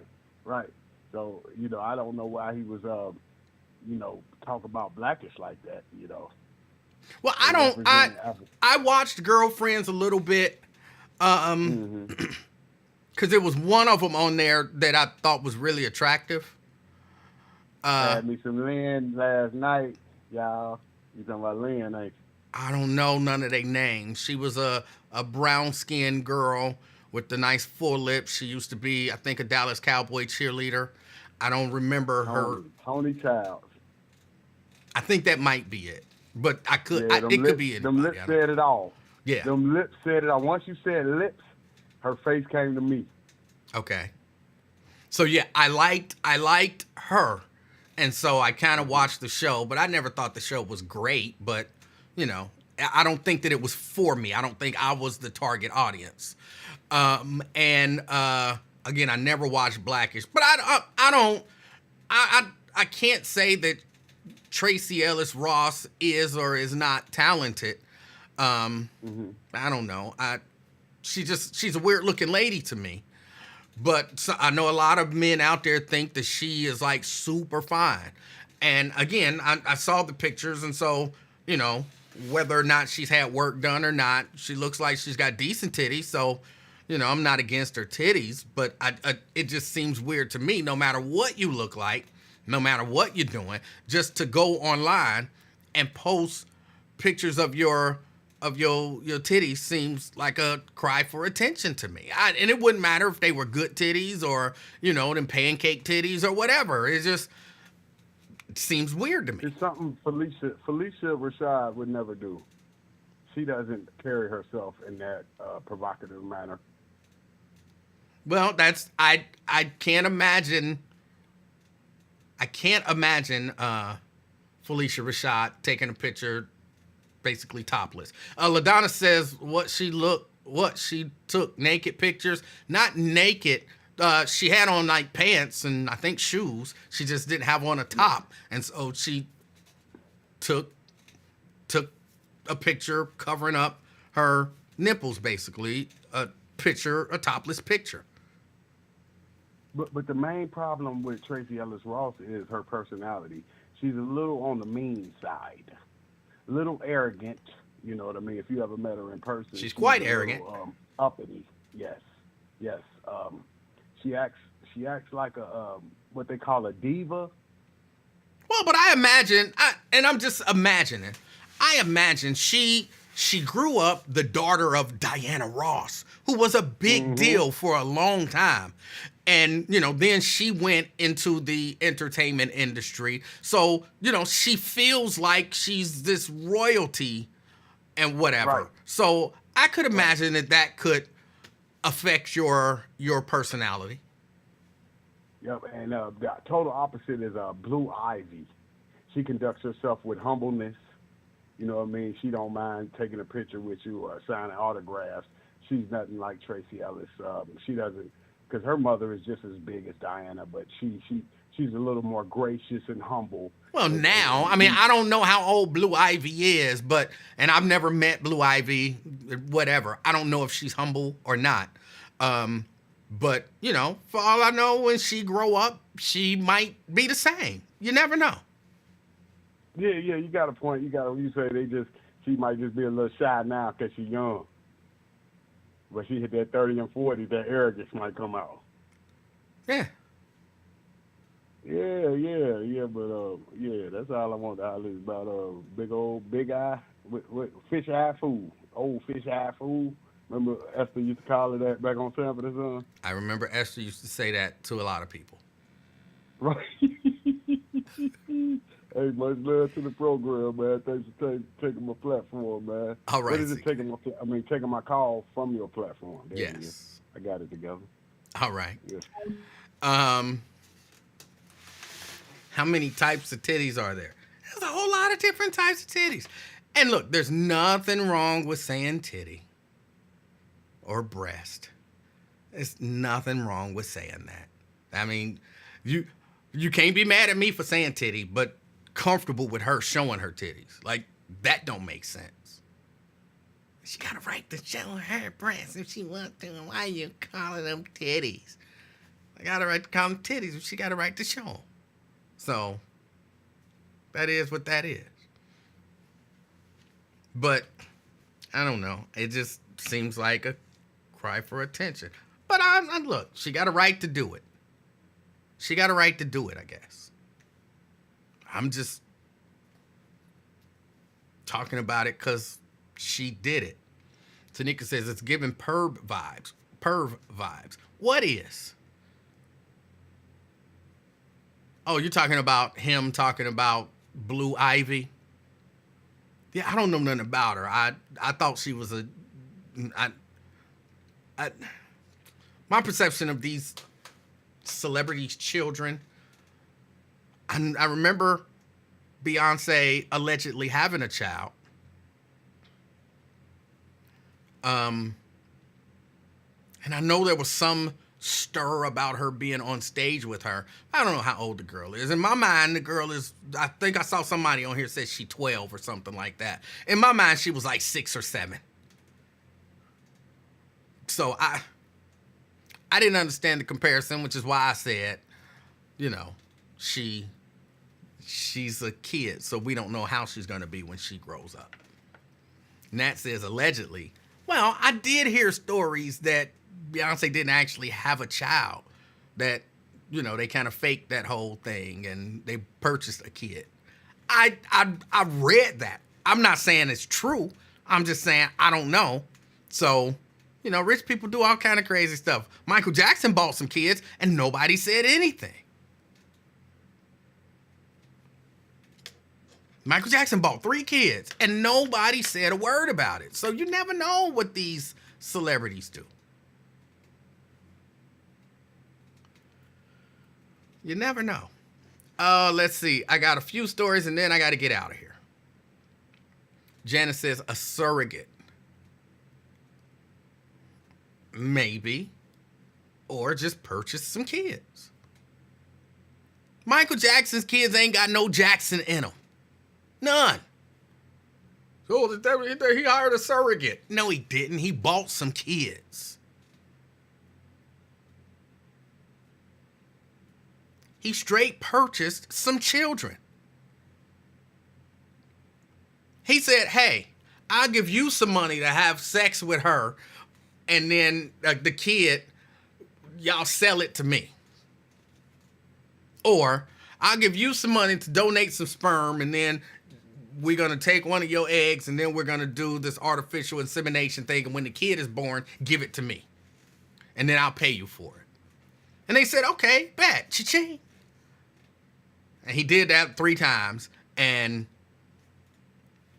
he got 3 kids.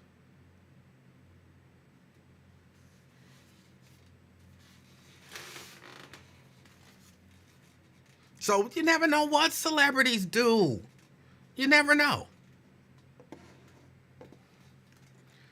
And I saw somebody said something like, what, y'all got a problem with me talking about pancake titties? Pancake titties exist. Some women, you never know why, their titties are really, really flat. Like little pancakes.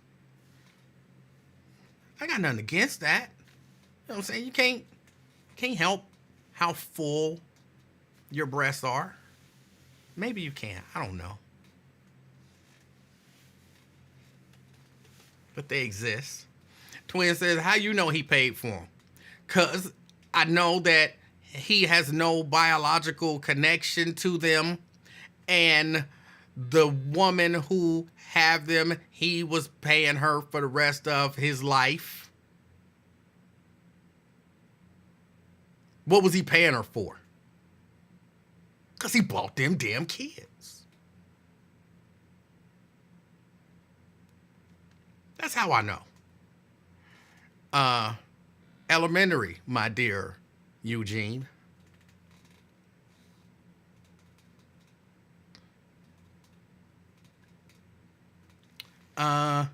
Shemanuel says that she has bigger titties than Tracy. Well, congratulations.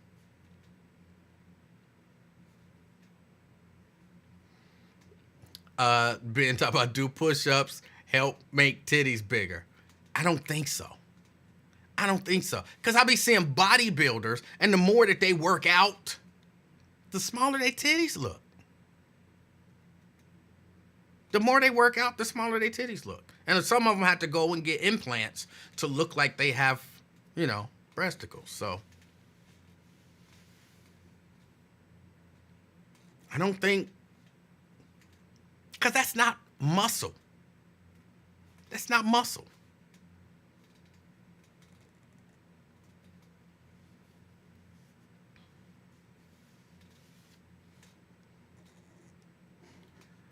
What y'all got me talking about this stuff for? Oh, hold on. Not that one. Couple quick stories. Just stuff that I saw in the news that you should be aware of. Kentucky man charged with strangling his girlfriend. A Kentucky man, this is from WLWT, Curidhan Powell. I'm pronouncing it wrong, I'm sure. A Kentucky man is facing domestic violence charges for allegedly choking his girlfriend in an argument over a Pop-Tart.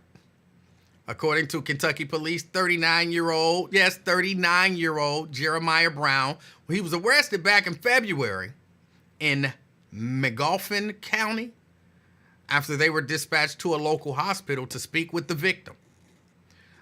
An arrest report says that a local ambulance service contacted police in reference to an injured woman they were treating.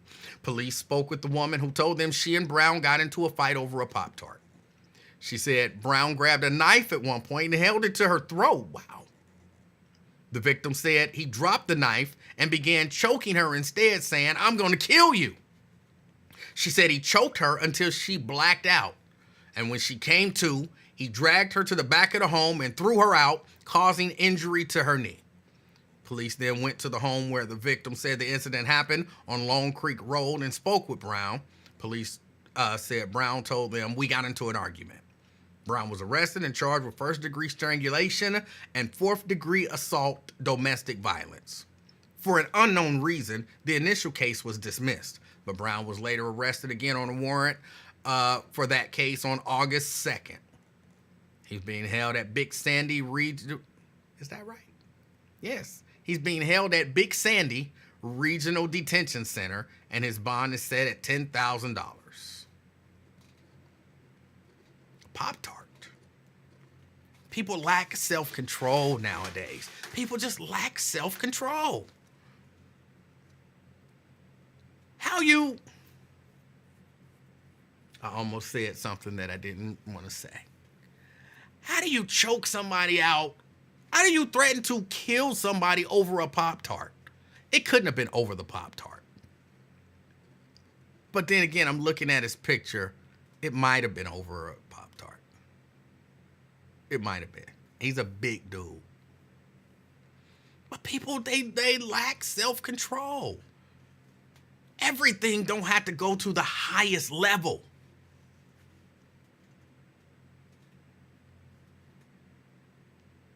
I want the last Pop-Tart. No, I want the last Pop-Tart. That's my Pop-Tart. No, that's my Pop-Tart. If you don't give me that Pop-Tart, I'm going to kill you. Then I'm going to just choke you out. Have you ever choked somebody until they passed out? I've been choked until I passed out, and I've choked people until they passed out. It can be a scary thing. It can be a scary thing. Over a Pop-Tart? And then threw her out the house.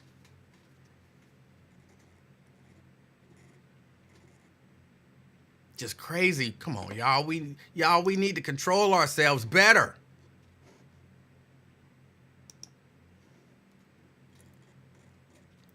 Another quick story.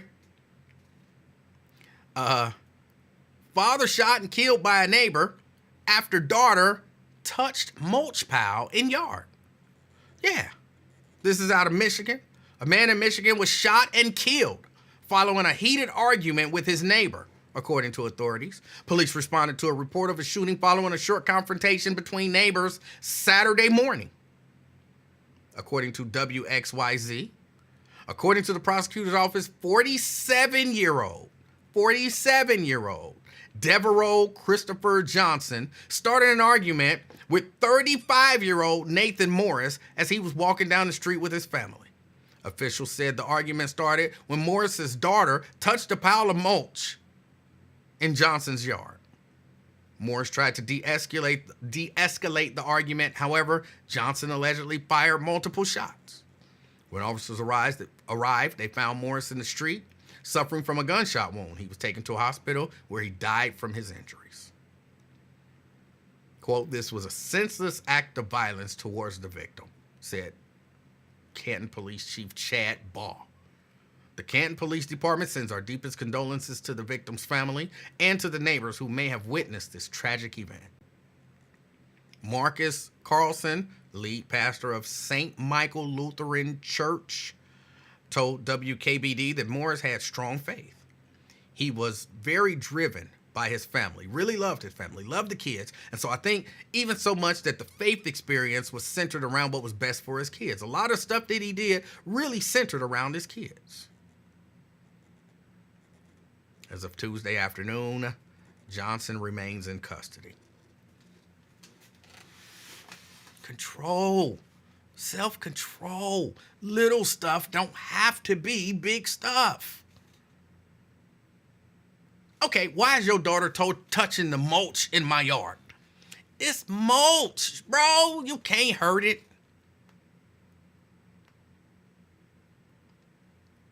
It's just the principle. It's the principle of the thing, I'm sure.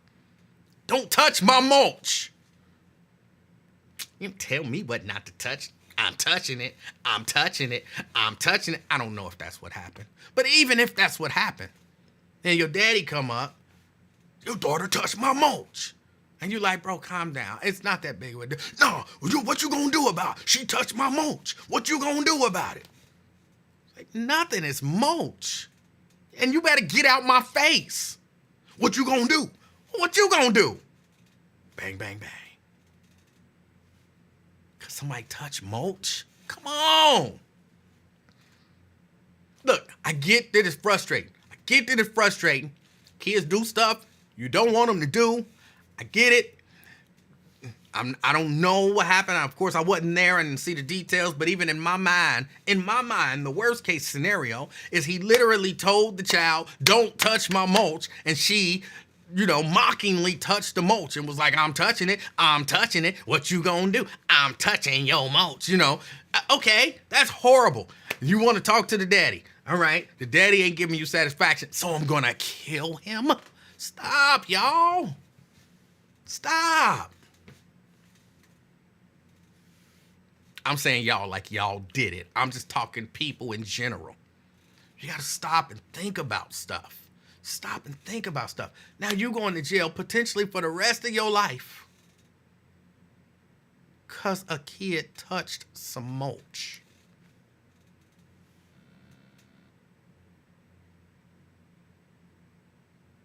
She didn't take the mulch. She touched his mulch. No, she didn't steal a bag of mulch. She touched his mulch. Even if she rubbed all on the mulch, she touched his mulch and somebody's dead. And y'all, it's wild out here. It is wild out here.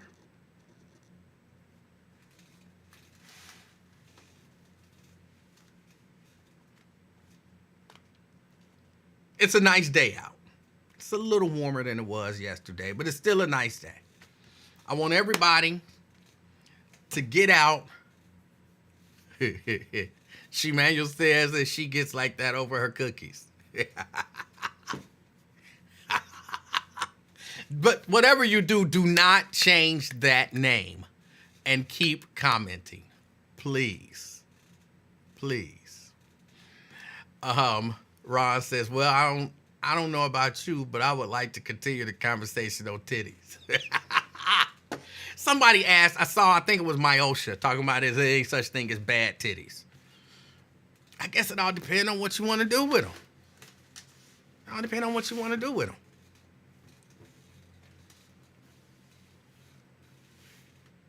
All titties ain't good titties.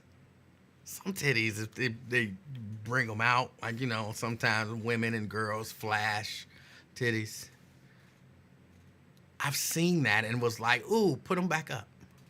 Put your shirt back down. Put your shirt back down. That's not a good look. So, but beauty is in the eye of the beholder.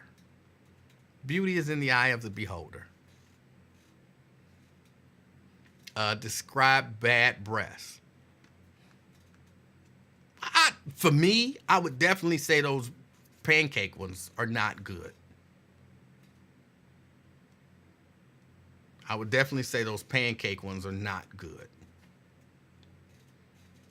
Because they just, it's just skin. Like, somebody took everything out the sock and then laid the sock there. And you're like, it's a sock. Shouldn't it be something in the sock?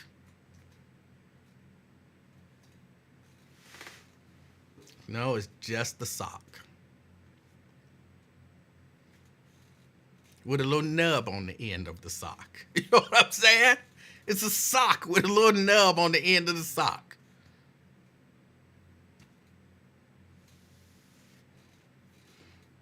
But I'm sure that there's some men out there who love that.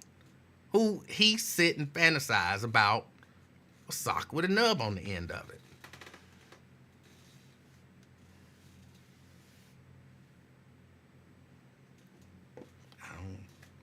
Different people like different things. Different people like different things. Yes. Hanging like a Christmas sock. Yes. There is there's is she a model? There's a model who famously has really flat breasts. I don't know what causes it, but, she's not ashamed of hers. I think she says she's not ashamed of it. The fact that I know that she's a model with flat breasts who's not ashamed of it says to me that she might be ashamed of it, and so she's really compensating, to pretend to not be ashamed of it.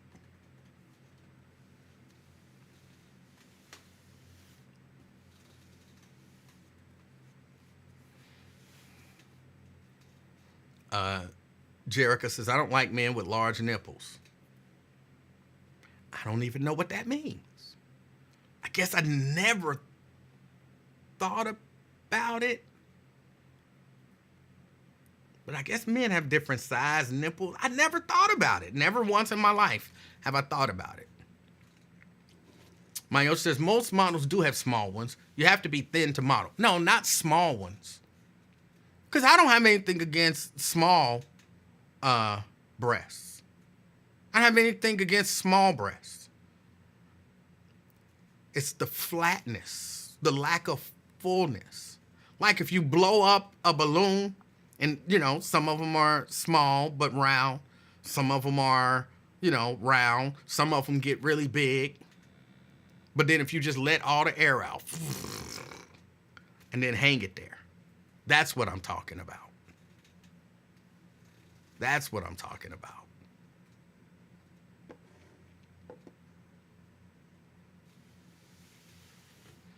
So small ain't the issue.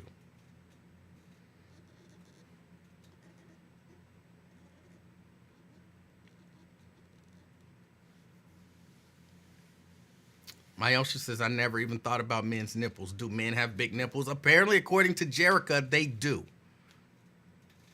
She says some men have large nipples. Okay. I never thought about it either.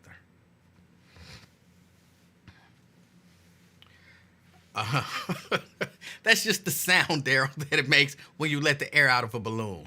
That's it. Yo, I got to get out of here. Did I ever get the 2-cycle engine running? I got it running. It won't stay running. I haven't had time to. What time is it? I got some shirts to do today. No, I actually don't have shirts to do today. I got to reclaim some screens today and do some artwork to print the shirts tomorrow. So I'll probably get to that this weekend. I'll probably take off that carburetor this weekend and see if I can get it fixed. And if not, then I'll probably buy a new carburetor. And that'll probably be a Saturday project.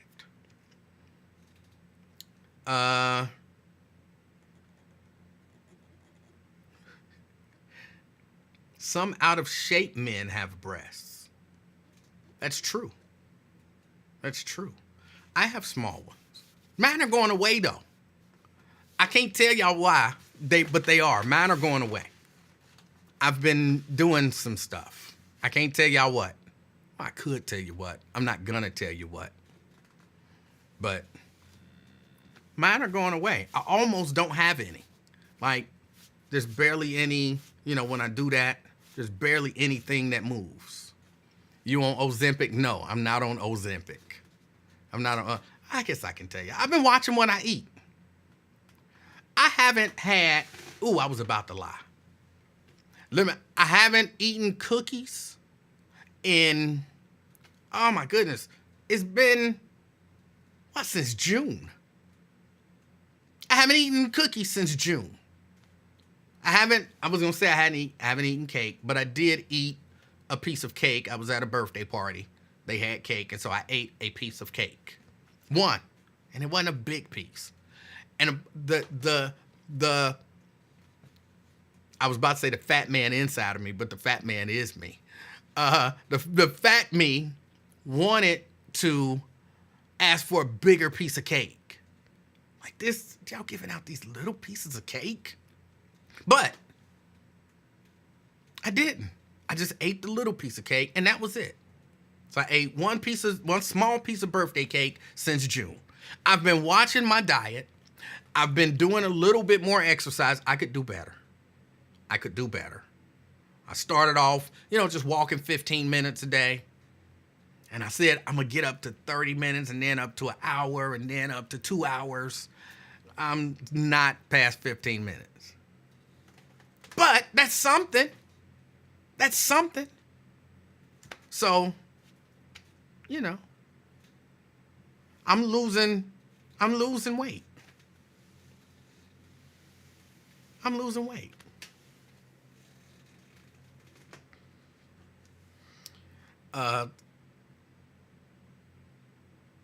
Cookies, what? Cookies don't make your breast big. If so, enlighten these little bitty committees.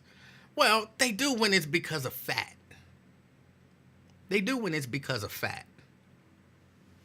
But I've been doing good. I was about to say I've kind of stopped eating white rice. Now if when I do Chipotle, I get brown rice. I was told to stop eating corn, so I don't put corn on mine either. My Chipotle bowls are sad displays now. I don't eat fried food no more. I've made some life changes.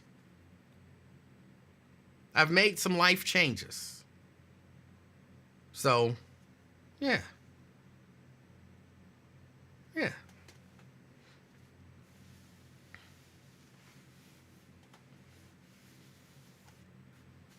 Yeah, the bowls they chicken, brown rice, a little bit of black beans, light on the cheese, and lettuce. And fajitas. I always got to get the fajitas. So, I've made some life changes. Yes, no fried chicken. You're right, I don't eat chicken on the bone, but I eat chicken tenders. I ain't had no chicken tenders. Now I'm not gonna lie. I did lie unintentionally. So let me correct the lie that I told. I said I don't eat fried food. And I was talking about deep fried, but I'll take that back. On a few occasions, I have eaten some French fries. I think since June, I've eaten French fries like 3 times. Nope, no Chick-fil-A. I haven't eaten any Chick-fil-A. I'm telling you, I've been doing good. I've been eating more vegetables, more salads. Like I said, cut out the sweets. I was going to say, up until today, I hadn't had a Gatorade. I hadn't even had a Gatorade up until today. And I went with the 0 sugar Gatorade. I don't know that is much better, but I'm sure it's a little better than the one that's loaded down with sugar. But other than that, I've been drinking water. I almost lied again. Because I did have a cup of Kool-Aid about 2 weeks ago. What flavor? Red.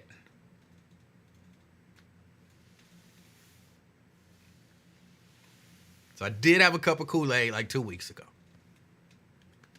But other than that, I've been doing good. I need to ramp up my exercise. But my diet is much, much better than it was. So, yeah, all of that to say, my titties done gone down. And I won't be taking a picture trying to show them off. No, I won't be doing that. Because I don't need that kind of attention. Stephanie says, as long as it's in moderation, no worries. And that's kind of the way, like, I for the first about month and a half, I was really rigid. When I decided I'm going to make a change. For about the first month and a half, you talking rigid. I didn't eat no bread, none. I barely had any brown rice or, anything like that. I mean, everything was chicken, broccoli, and brown rice. That was my and boiled eggs. Boiled eggs, chicken, broccoli, and rice. And I was like, I could do this. And I could have. It was pretty good. And I was like, like I said, I went to the party. I had a cake. I'm going to eat a cake. Eat a piece of cake. And I was like, okay, I'm going to stop and grab some fries. But again, it was not, like I say, in moderation. In moderation. Did you forego the cilantro in your brown rice? No, if they don't have cilantro, I'm still not going to get the brown rice. No. I can make plain brown rice at home. I guess I could make the cilantro lime rice at home too. But yeah. I'm a work in progress. All right, y'all. I got to get ready. Daryl says broccoli isn't a real vegetable. It feels like a real vegetable when I'm eating it. Tastes like a real vegetable.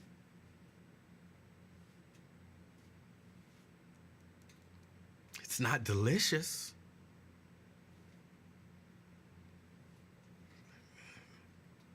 It's got vegetable qualities. Thank you, David, because I sure would have forgot.